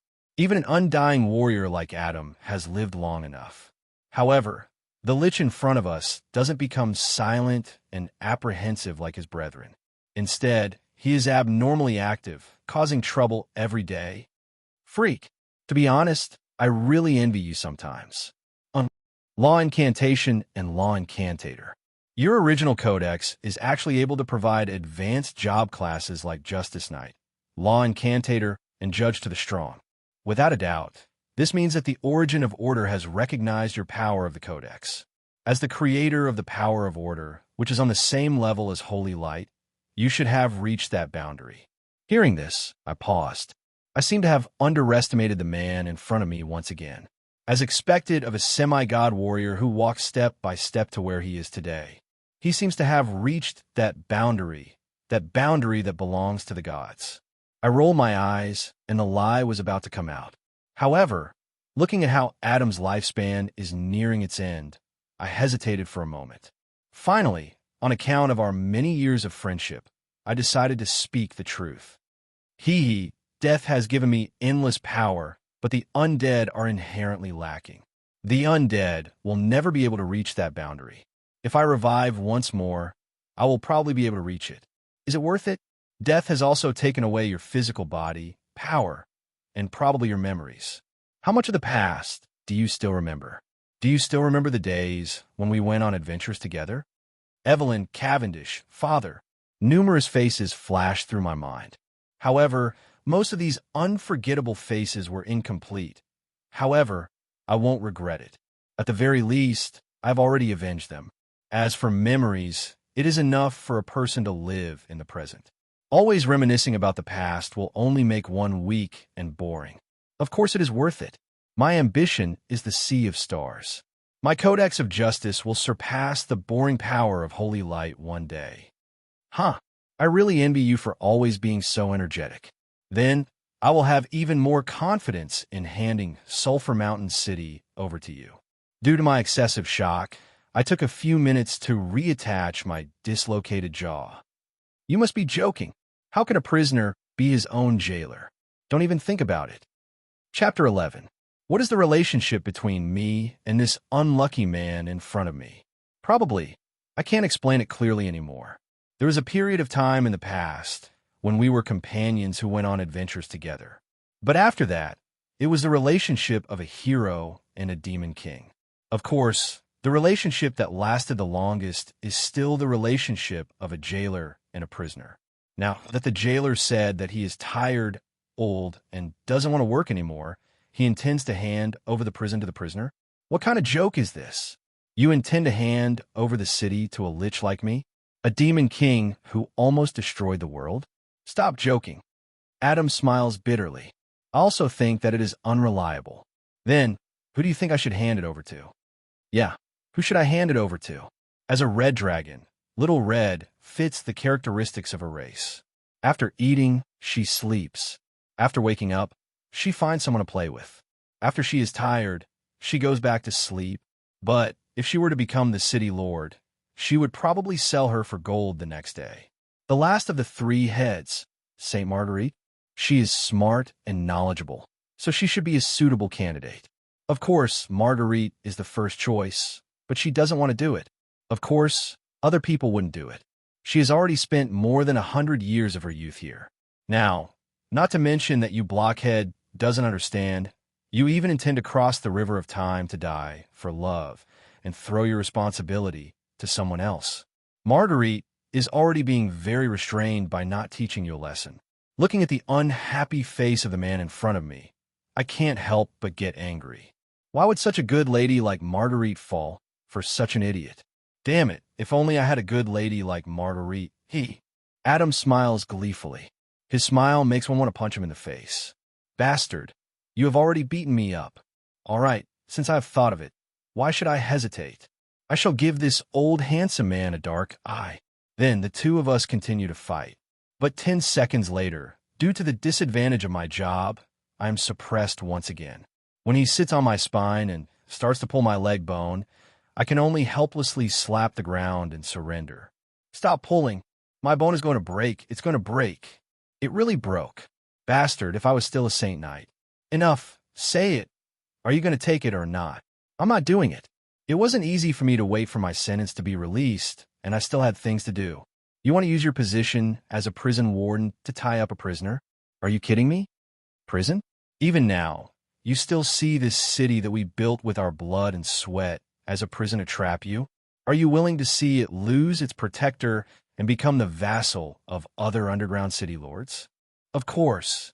Originally, I was going to say something along the lines of course it's a prison. Who cares about it? But halfway through, I hesitated. Do I really want to see the city that I've spent more than 100 years building as a prison that binds me? I have to say, in my long life, the days in Sulphur Mountain City were the most enjoyable. There are many races living together, and there hasn't been a large-scale war for decades. The people live in peace and contentment. This unique city is probably different from any other city in the HE continent. We built this city bit by bit. All right, it's really annoying to let these greedy pigs take possession of the jewels we've worked so hard to create. So what do you want me to do? Don't ask me to become the city lord. You know I have my own things to do and don't have the energy to do so. Just tell me the truth. He understands me, and naturally, I understand him. He should know that I am unable to accept becoming the city lord. Perhaps the excuse he is giving now is prepared by Marguerite. Perhaps he is retreating in order to advance and make me accept some things. As expected, your reaction is exactly as what Marguerite said. Since we can't continue to be the city lord, then let's pass it to the next generation. Next generation? We are all single. Then what about the next generation? You mean? Yes, and my disciple, your rumored girlfriend, the red-haired is back. And an orphan. This year, she should be around 17 to 18 years old. Don't look at me like that. She's an orphan adopted by Adam. The last time we met was 7 to 8 years ago. Liches aren't sensitive to the passing of time. After so many years, it is already good enough that I can roughly guess her age. As for the rumored girlfriend, that was just a joke. At the time, she was still a lowly, and when she saw us brothers complaining about not having a girlfriend, she actually said that she pitied me and that she wanted to marry me when she grew up. And so, Lich Roland's necrophilic girlfriend became a laughingstock that was constantly mentioned. Stop joking, leave it to Anne. Are you sure that there will be anything left in Sulphur Mountain City the next day? What kind of person is Anne? Probably using one sentence to describe her, a naughty brat. The world's most naughty brat king. The first time we met, I was in the middle of applying grease to my bones. That was a high-grade product mixed with salt snake butter. Just as I was feeling happy about my skulls being polished until they glistened. Shoot. A loud shout with a childish voice. The scenery in front of me flashes by, and the view in front of me spins continuously. That day, I found out that even a lich would feel dizzy if his head spins too fast. Afterward, my head flew a few miles away. My headless body scared countless passers-by to tears before I found my head, which fell into a rubbish bin.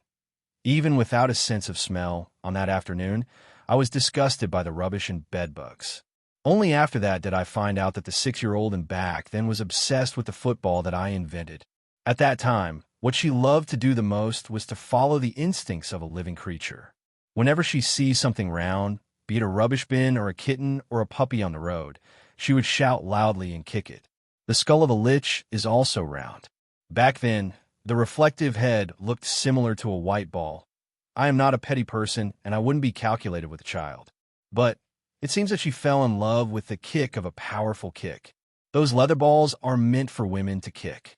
If you use too much strength, they will fall apart. Uncle Bone's skull is filled with magic, and it is much more interesting than those boring balls. It feels really good to kick it. From then on, I hated the innocent and childish smile of a naughty brat.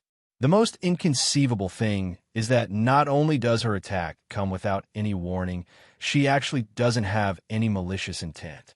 On the other hand, most of the defensive spells on my body require malicious intent to activate. Thus, before I rewrote my defensive spells, those days were really unbearable to look back on. Thus, every time I met her, it would turn into a disaster. In those days, I would only hear that iconic greeting, "Hi, Uncle Bone," before the sight in front of me retreats and the world spins 360 degrees before accurately entering the cave. The reason why I hate naughty brats so much is also because of this. Then, when percussion and rappers became popular, I don't know where this brat heard that bones with magic are the best material to make magic drumsticks. It can bring along the effect of magic resonance that can make the entire audience go crazy. Other than dragon bones, the highest grade of bone magic material is the ultimate of undead, Lich. All right, her band Skeleton Rock and Roll did shock the entire city. But if she wasn't a part of the musical instrument, how could I be happy when I was praised for the outstanding timbre of her ribs? When she heard about the ice castle and the frigid winter mountains from Storybook, she actually had the wildest idea of organizing an art sculpture exhibition with bones as the theme. We don't have ice and snow here, only sulfur. But a large amount of sulfur is poisonous. However, we're also a famous city of undead. Let's use undead to make sculptures. My artistic cells are on fire right now. When this last left this city to wreak havoc on the world outside, the entire city fell into a state of celebration. And the happiest ones are probably the undead in the East City who had been wrecked by her. The Headless Knight polo competition, the Skeleton Dance King selection, the Banshee's I am the king of singers. She doesn't fear the undead like a normal person should. The entire East City was turned into a paradise for the undead with death as the theme. However, the current undead tourism theme also originated from this idea. The plan of using the undead tourism as a selling point to revitalize Sulphur Mountain City has already become a reality. Don't say it like that. That lass and might be a troublemaker. But isn't it because of her troublemaking that the undead and the other citizens have gotten closer? Don't you think that to be the leader of this city, one doesn't need to be capable, but to treat the citizens equally? In this aspect, and is the best. It was Marguerite who told you this again, right? Hee, that's what I think too. If it wasn't for her high popularity, why would everyone be willing to mess around with her? As a leader, it isn't enough to just have a bright side and popularity. You need to have a hand in the dark. So, you and Marguerite wanting to help her? As long as she is on her way, it won't take long. If you feel that she isn't doing well enough, you can replace her. After all, there isn't anyone who can stop you. Adam smiles gleefully. Besides, little Annie is your fiancée. It's only natural for you to help her. I didn't reply. Originally, I wanted to reject him, but a sudden situation messed up my plans. At this moment, a golden panel appears in front of me. Ding! Congratulations, host. You have triggered an epic rank quest, Rise of the Phoenix. Quest requirement: investigate and solve the crisis that Sulphur Mountain City is facing. Before Adam dies, groom in. Laid to become an independent leader. Quest reward: epic ranked discount scroll. Buy any item below epic rank from the system shop at half price. Qualification to activate the main storyline quest. At the very least, before you leave your hometown, entrust your home to a reliable person. You probably didn't expect to see a wasteland when you return. Quest failure penalty. Would it be better to turn you into a skull with a mushroom growing on it, or a mushroom with a skull growing on it? None of them are good. Then it should be a skull with a mushroom growing on it. In the past, I have triggered this darn system sudden quest, but it was usually to kill a certain number of creatures and give me some unreliable honorary title. This is the first time it is such a serious one. But at this moment, I am attracted by its reward. Qualification to activate the main storyline quest is easy to understand. Finally, It is time for the game's storyline to unfold.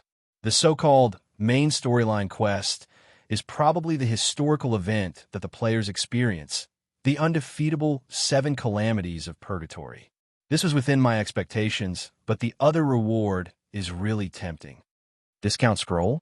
If I can buy a physical body at half price, wouldn't I be able to revive in advance? But right after that, another quest pops up. Ding! Congratulations, host, for triggering the optional epic rank quest. Lich King returns again. Why do I have to say again? Quest objective. Regardless of whether it is a malevolent god or a conspiracy, tremble in front of the Lich King. Absolute violence may not be able to solve everything, but at the very least, it can get rid of the protesters.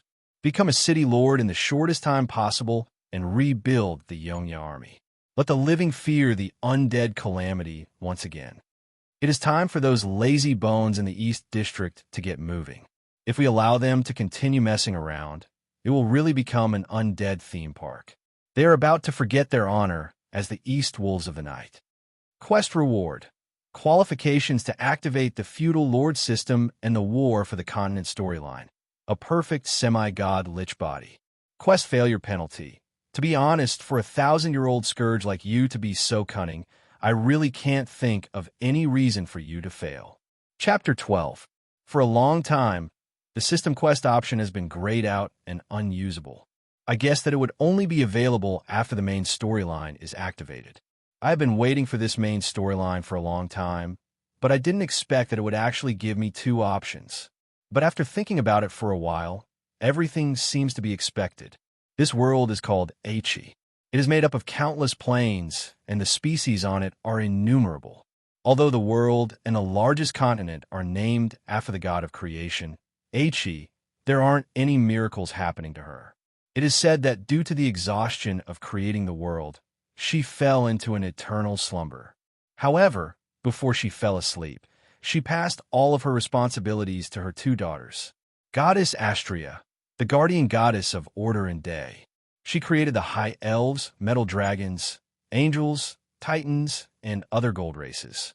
Goddess Cynthia, the ruler goddess of chaos and night. She created the demons, color dragons, yellow race, blood race, elemental race, and other sulfur races. The 2 goddesses each represented their own god systems and countless species. As the older sister, Astria hoped that everything would be bathed in sunlight. She wanted every species to work according to the gods' arrangements, with each species obeying the other. Astria's creations were also inclined towards order and kindness.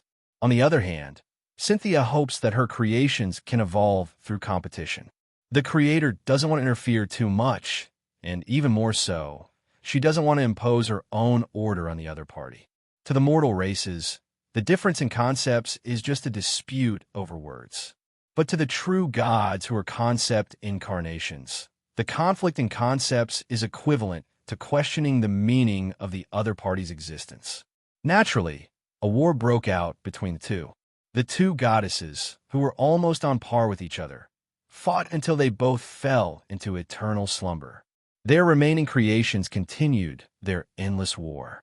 The gold and sulfur races had all died in battle, so the silver races represented by the moon elves and the mercury races represented by the fallen giants continued their war of souls. This war started from the beginning and will never end. When order suppresses the realm of chaos, it will be a relatively stable era of order. But if chaos prevails, it will be a chaotic era of chaos. Every change represents the rise and fall of countless races. Now, it was the Iron Era that belonged to order, as well as the era that belonged to mortals. The previous overlord, the Chaos race known as the Great Demons, had handed over their authority as the current overlord of the continent was the human race known as the Iron Race. The battle between order and chaos will forever be the main theme of the Aichi continent. My Codex of Law has already obtained the recognition of the origin of order and has become a part of it. This is why there are Holy Light Knight, who also belongs to the Order faction, coming to learn it. In my opinion, this wasn't a big deal at all. Chaos still existed within Order. Devils and undead were the main species of the Chaos faction. Wasn't there strict hierarchy, and hierarchy a special type of order as well? In my eyes, it's just a matter of choosing sides. Are you going to follow the order gods or the chaos malevolent gods? If I choose to let and ascend to the position of the city lord, then I will have to fulfill the responsibilities of an elder and a teacher. I will also be able to obtain a physical body and a chance to start all over again. This choice is also biased towards the order faction. After all, as a living human, no matter how I look at it, they are the backbone of the order faction. If I choose to be the boss, the system will restore my strength back to its peak. However, no matter how I look at it, a semi-god Lich will still be the undead king, the overlord of the chaos faction. This seemingly normal choice is actually the point that decides my fate. Io, what is there to hesitate about? Do you still have to walk down a path that you can't walk down? I choose Epic Quest, Nirvana of the Phoenix. I want to revive. That's right, the past has proven that pure strength isn't enough to solve problems. The fools in the Chaos faction are disorderly and chaotic. As long as there's life, there will be endless infighting. They aren't able to accomplish anything and are more than capable of ruining everything. Why would I follow in their footsteps? Besides, without the support of a physical body, a Lich can only reach the level of a semi-god. It definitely isn't, because an undead can't taste delicacies, get a girlfriend, or enjoy the pleasures of the flesh. I don't want to become an undead. All right, let and be the city lord. I'll help her. Right, her full name is Anne. Wasn't she called Anne in the past? After all, Anne is just a nickname. Furthermore, both boys and girls can use it. Marguerite gave it to her. Actually, I think that in Han sounds nice, but she still chose to use Marguerite's surname. In Galen, somehow, I feel that this name is a little familiar. Duh. With a snap of my fingers, a black-covered book flips open, after which the pages of the book flips continuously. Very quickly, it stops on a colored page. It is a screenshot of a mature lady brimming with heroic spirit, holding a sword and gazing into the distance. Her entire body is covered in fiery red, and a phoenix pattern is embroidered on her fiery red battle robe. The fiery red godsword is covered in a blazing domain. It is obviously the blessing of the phoenix of the idiot in front of me. Donlon Phoenix and Galen, the highest commander of the Demon Alliance Army's Eastern Front, the hero who personally killed the Dark Warrior Emperor Roland Mist. All right, do you and your disciple have a grudge against me? How much of a grudge is this? The disciple killed me in the future. After changing the future with great difficulty, the master killed me again. Must I be slashed by the God's sword blessing of the Phoenix again? Isn't it enough to kill me once? After changing my fate with great difficulty, you still want to kill me again? No wonder N is my nemesis. So the one fated to kill me is you, you brat. Don't even think about it. You bunch of bastards, scram. Incantation of law, banish. Unable to suppress the rage in his heart, he swings it down with great force. After the divine light of order, the confused demigod Adam was thrown out of the room. Pa! His buttocks lands heavily on the ground, following which a book ruthlessly smacks his face. The words on the book have already been translated. This isn't the first time he obtained a martial arts manual from Roland. Adam reads it out slowly. Sunflower Manual? What is this? To practice divine arts, one must castrate oneself? Go and practice it. I think it is very suitable for a ballless person like you. This isn't the first time this fellow angered me. He should be used to it after being thrown out. After rubbing his buttocks, he leaves. After he left, I sank into confusion. What exactly was fate? What kind of fate did he arrange for me? Could it be that I was born to be a demon king, or a demon king who seeks death? After nurturing Adam, a hero who killed me once, I still have to nurture a hero who once killed me? If I didn't come here, and probably wouldn't have met Adam and wouldn't have obtained the Phoenix's blessing and Adam's inheritance, was it because of me that they met? Could it be that I am fated to be attacked again? Or perhaps I am fated to be attacked by the heroes of the East Phoenix's inheritance, no matter if it is Adam or Anne. It is a pity that my cause and effect skills are terrible. I didn't even learn prophecy magic. It would be weird if I could understand such a profound cause and effect philosophy. Forget it, I won't think about it anymore. Since I have already confirmed my goal, let's complete the mission first. If I can't figure it out, I won't think about it anymore. This is my greatest strength. The most important thing now is to complete the mission in front of me and revive. Thus, after thinking for a while, I press the bell on the table. Get the fourth head to see me. Originally, the reason why I established the court was to judge sinners and obtain those evil points. If I were to work hard for it, wouldn't I be neglecting the essentials?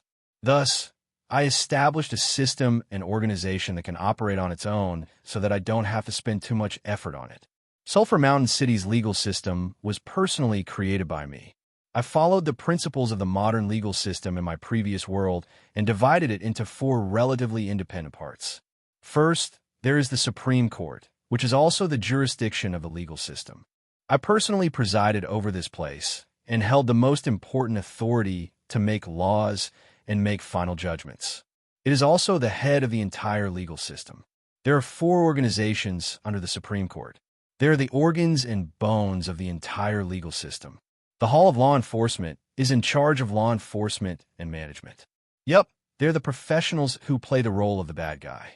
They supervise the discipline, manage the hawkers on the streets, and the like. Hard work and dirty goods are all handled by them. As for the city management team, or town security for short, it is one of the departments under the Hall of Law Enforcement. Different from the town security, who mainly dealt with the hawkers in my previous world, the Dark Elf Knight mainly dealt with criminals. The duties of the police is their main job. Their leader is the tall and sturdy masked man in front of me, Tauren Shuadi Ada. Yes, it is that naked Tauren pervert Shuadi name, Shuadi Ada race. Tauren job. LV-60 Warrior / LV-20 Justice Knight / LV-7 Order Guard. Total level 87. Overall evaluation. Legendary Tier 2nd Advancement Great Warrior. Honorary title. Steel Guard. Luckily, perhaps in order to imitate the silver-masked Womians, in order to give up their personal identity and enforce the law impartially, my judges are all wearing masks. Otherwise, I really don't know how to deal with my subordinates, who are always at the top of the enforcers, but are always imprisoned for crimes that pollute society. Luckily, every time he enjoys his hobby, he would consciously hide his identity. Even when he was surrounded and beaten up by the town security for running naked. Even when he was thrown into the black prison, he didn't use the power of law to reveal his identity as an enforcer. The second organization is the Hall of Law that doesn't usually appear. The Hall of Law. In name, it is a department that specializes in the study of laws and regulations. However, it is also the place where law incantator, justice knight, and judges train and advance. There aren't many of them, but those who are able to successfully advance to a high-tier job, the weakest of them is at least a gold rank. Outsiders aren't too clear about this, but in reality, they're the strongest among the 4 halls. However, these experts are also the low-tier judges in charge of the first trial. They continuously sharpen their understanding of the power of law through judging and judging cases. In my system, only those who are recognized by the original Codex of Law and have advanced jobs as judges have the right to judge independently. That is why not many people know that the weakest of those refined judges is actually a gold rank expert at the very least.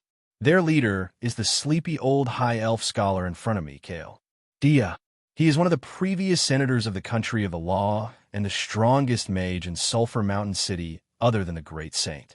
Name, Kale. Dia race, high elf job. LV-60 mage / LV-30 guardian of knowledge / LV-10 guardian of codex / LV-5 law incantator. Total level 115. Overall evaluation. 3-tier mage job, human saint, the Hall of Law. The name sounds mighty and domineering. However, when the legislative and management responsibilities of the legal system are thrown to other departments, what he has to do most of the time is just to do some internal work and help the other departments. For example, when a new legislative conference is about to be held, he will gather the various departments to gather the legislative proposals and the like. As an internal department, the Hall of Law doesn't require much strength. What they need is nimble administrative skills and meticulous workability. Thus, most of the members of the Hall are still rookies in their learning period and female law enforcers who don't want to be on the front lines. Their head, Lilith Milan. Yes, that crazy and wild Lily. A moving, obscene object. I have rejoiced countless times that our law enforcers wear masks and give up their private identities. Otherwise, I really wouldn't be able to face these two companions of the Gentleman Alliance and the endless disdain of the citizens. I have also wondered countless times what went wrong for these two perverts to rise up to the highest level of the legal system step by step. All right, let's not talk about these sad things anymore. Finally, there's the Hall of Law. It sounds mighty and domineering, but back then, the power of examination and approval was taken away by the Hall of Law and finally by the Supreme Court. What's left of them is probably to deal with all kinds of disobedience. When they meet an opponent that the town security can't deal with, it's time for them to act. Prosecuting, defending, investigating, and arresting suspects are also their responsibilities. Since they're all troublesome matters that make people angry, their temper is on the higher side. They are also known as the Hall of Brawlers and the Hall of Brawlers. What is worth mentioning is that Sulphur Mountain City Prison is also under their jurisdiction. Before the town security was established, they were the only fighting force of the legal system on the surface. Of course, if you really want to look at the internal ranking of fighting strength, they are firmly second from the bottom, just a little stronger than the Hall of Law of the internal department. Their leader, Kevin, is basically a classic model holy knight. He has average strength, a calm and steady personality, an average-looking face, and his specialty is that he is ordinary. His strengths are also ordinary, and his weaknesses are also ordinary. However, he is a rare normal person among the higher-ups of the legal system. I don't know why, but speaking of this, sorrow rises from my heart. Why can't my legal system have more normal people with common sense? Why are there so many perverts? Is it because I'm also a pervert? Cough, cough. Back to the main topic. These 4 halls and 1 court form the cornerstone of the entire Sulphur Mountain City's legal system, as well as the cornerstone of the peace and stability of the entire Sulphur Mountain City. When they're operating smoothly, all I have to do is hold court every day and earn some points. At this moment, since I've already decided to help and stabilize her position as the city lord, then the 4 halls and 1 court under me have to move.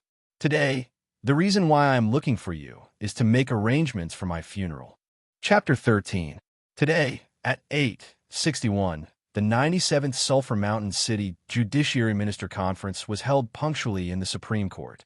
The conference was presided over by the President of the Supreme Court, Womians. The conference discussed the major problems of the current judicial system, and the important matters discussed in the conference are as follows.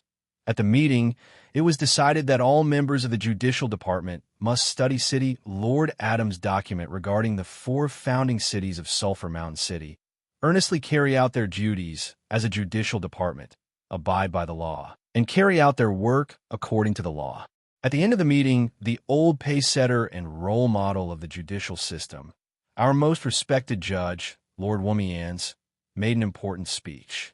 He requested for all members of the party and government to earnestly comprehend the spirit of their superiors and unite around the second-generation Central Committee of Sulphur Mountain City with Annie, laid as the core. Not to waver, to stick to 1 core and 2 fulcrums, all right? I can't make it up anymore. Other than the last sentence about making and the boss, everything else is a lie. Don't say that I am a dictator. I am here to seek everyone's opinion. Let me tell you a big news. Don't tell anyone else yet. In the future, that precious illegitimate daughter of Marguerite and Adam, will be the future boss of Sulphur Mountain City. It is best if no one has any objections, but if there are, of course I will humbly accept your opinion. Just accept it. After slandering those 2 fools, I thought that they would be shocked after this heavy bomb fell on them. But at this moment, the 4 heavenly kings were strangely silent. They looked at each other for a long time. Finally, everyone looked at Cain, who had always been honest, and he braced himself and stood up. Lord, did you just find out? This matter has been known by the entire city since half a month ago. We thought that you were informing us to prepare to seize power. What? Thus, I was speechless. Then, after a long time, I finally understood what was going on. Originally, Marguerite had already guessed that I wouldn't take over the authority, so she discussed with Adam about the successor and decided on Anne. They wanted to do a quick handover and complete the transfer of power before anyone could react. But that big mouth Adam leaked in public. Then, this explosive news naturally spread to the entire city. Who is, and if the city lord intends to step down, wouldn't Grant, the president of the city council, Wumians, and Marguerite from the executive yuan be more powerful candidates? What are they thinking? Would the other guardians leave as well? Then, who will protect Sulphur Mountain City? For ordinary citizens, they were never worried about who would come to power. They were only worried about whether the price of vegetables would rise tomorrow and whether the housing prices in the city center would fall. While what they really cared about was never the change of political parties or the rise of important figures. Instead, it was whether their lives would change because of this, and whether tomorrow would still be filled with hope. The head of the three heads, Adam, is planning to step down from his position as the protector of Sulphur Mountain City. Yet, the one taking over is a lass whom he has never heard of before. Then, will she be able to control the situation? Would the other underground city lords take this opportunity to interfere? Would the other big shots in the city listen to her? This might seem unrelated to their daily lives, but if the entire city were to be shaken or even incite a war because of this, then the daily life that was almost luxurious compared to other cities would probably come to an end. These few days, the citizens who were sensitive to politics felt an indescribable pressure on their heads. That pressure of an impending storm made it hard for them to breathe. That idiot! I clenched my teeth. If I heard this news yesterday and saw how busy Marguerite and Adam were, I might have celebrated a little. But now that I have accepted the mission, that idiot's actions became a burden to me. Assessing the situation, I guess that the outside world is in a mess. No matter where it is, there's no lack of ambitious people and thugs. In the past, it was the three heads who could control the situation.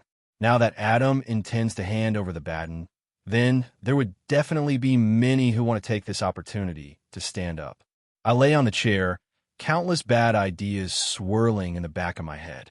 My fingers habitually tapped on the table. There should be someone who has jumped out, who is opposing and who is in favor. The Hall of Law is also the intelligence department of the judicial system. When I asked about it, Lilith stood up without hesitation. Most of the leaders of the official organizations have expressed their opinions. At least on the surface, they're in favor of and becoming the city lord.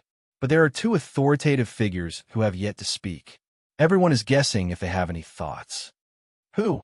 The head of the city council, Grant him? What a fool.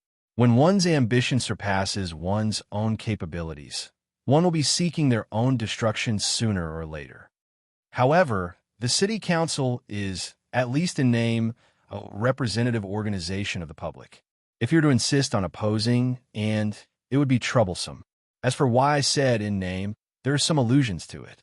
After the establishment of Sulphur Mountain City, in order to mediate the conflicts between the various races, Marguerite imitated the kingdom of the elves on the surface and established a city council, allowing the representatives of the various races to discuss among themselves. In the beginning, they did achieve some results, but in the end, they were unable to do anything about it. In the beginning, only the leaders and elders of the various races had the right to enter the city council. They had high prestige in their own race, and when they became the representatives of their own race, they would naturally hope to obtain more benefits for their own race.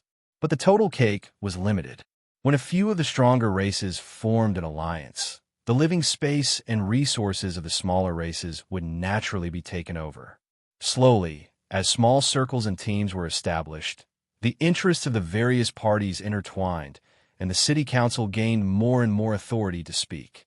When the proposal to establish Human Special District and Dwarf Special District was proposed, looking at these arrogant, important figures getting worked up for their own interests, the powers behind them could no longer be ignored.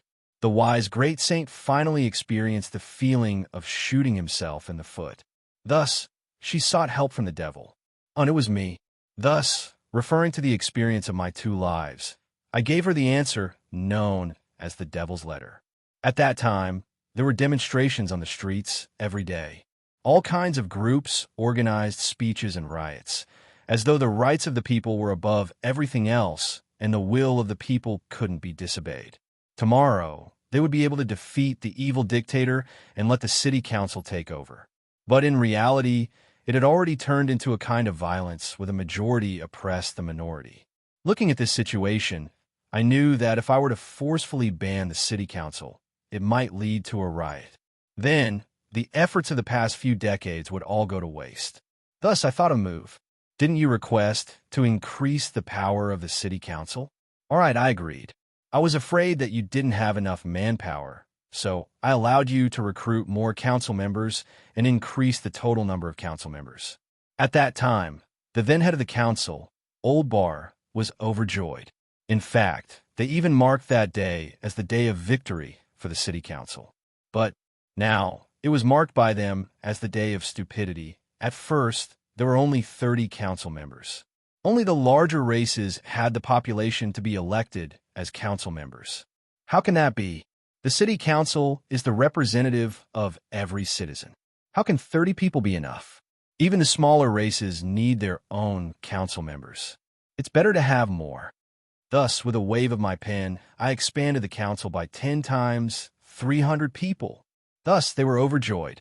After all, in their hearts, the more council members there were, the louder their voices among the citizens would be. But then, I met with some trouble. In an instant, the number of council members increased by 10 times. Then, where would the remaining council members come from? Thus, in an instant, kobold merchants, the second son-in-law of the elder of the gray dwarf race, the second uncle of the goblin race leader, all of them wanted to become a council member to show off their might. First batch. Everyone is a representative of the public, so why would I stop them? When a list of council members came to me, I gave them the green light. Thus, the number of council members increased, but I still felt that it wasn't enough. Let's add another 100 people for this season. You guys can split it among yourselves. Don't always let the strong bear the responsibility. Even if you guys eat the meat, you should let others drink the soup. Let those craftsmen, normal citizens, teachers, and scholars have a chance to participate in the discussion of politics. Thus, the number of council members increased. At this moment, some people realized that something was wrong with the situation. But at this moment, everyone went into a frenzy over the new quota. Whoever dares to stop the council from expanding will be everyone's enemy. You Drakens only have these few people, so naturally, you wouldn't want the other races to increase the number of council members. Pooey. Selfish lizards. Fine, we won't increase the number of seats. Then, those darn charcoal head pointy ears, give your seats to us, the sons of the earth. All right, let's ignore this boring process and look at the results. Sulphur Mountain City's population doesn't even reach 3 million, but there are 10,000 council members. All right, can you imagine the situation when 10,000 people are having a meeting in a small hall? Can you imagine how long it would take for 9,000 people to agree to a proposal? Can you imagine how long it would take for the council members to gather for an entire day? All right, due to overstaffing and low efficiency, when they needed a month to complete a simple topic, the current city council is already a mere decoration, of course. They tried to reduce the size of the council, but it was too difficult to take back the authority that they had already given up. Everyone is a representative of the public. So who can you send out? Why should I go out? Didn't they say that all council members are equal? Why should I go out and not you? The identity of a council member represents direct benefits. At the very least, there are a few merchants sponsoring them. Whoever you send out, they will fight you to the death. Hey, the council needs more grassroots representatives. I feel that every grassroots unit should have their own right to speak.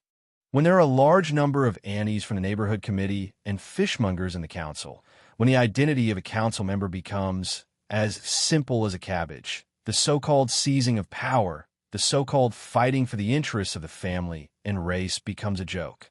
Currently, most of the council members are fighting to the death over small issues, such as whether or not to impose tariffs on the fish products brought by the fishmongers. Those heads of the big families, Big figures are often scolded by the commoners until their faces are full of saliva.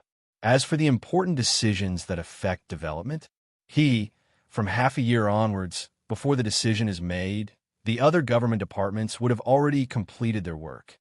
Why? Do I have to wait for your decision?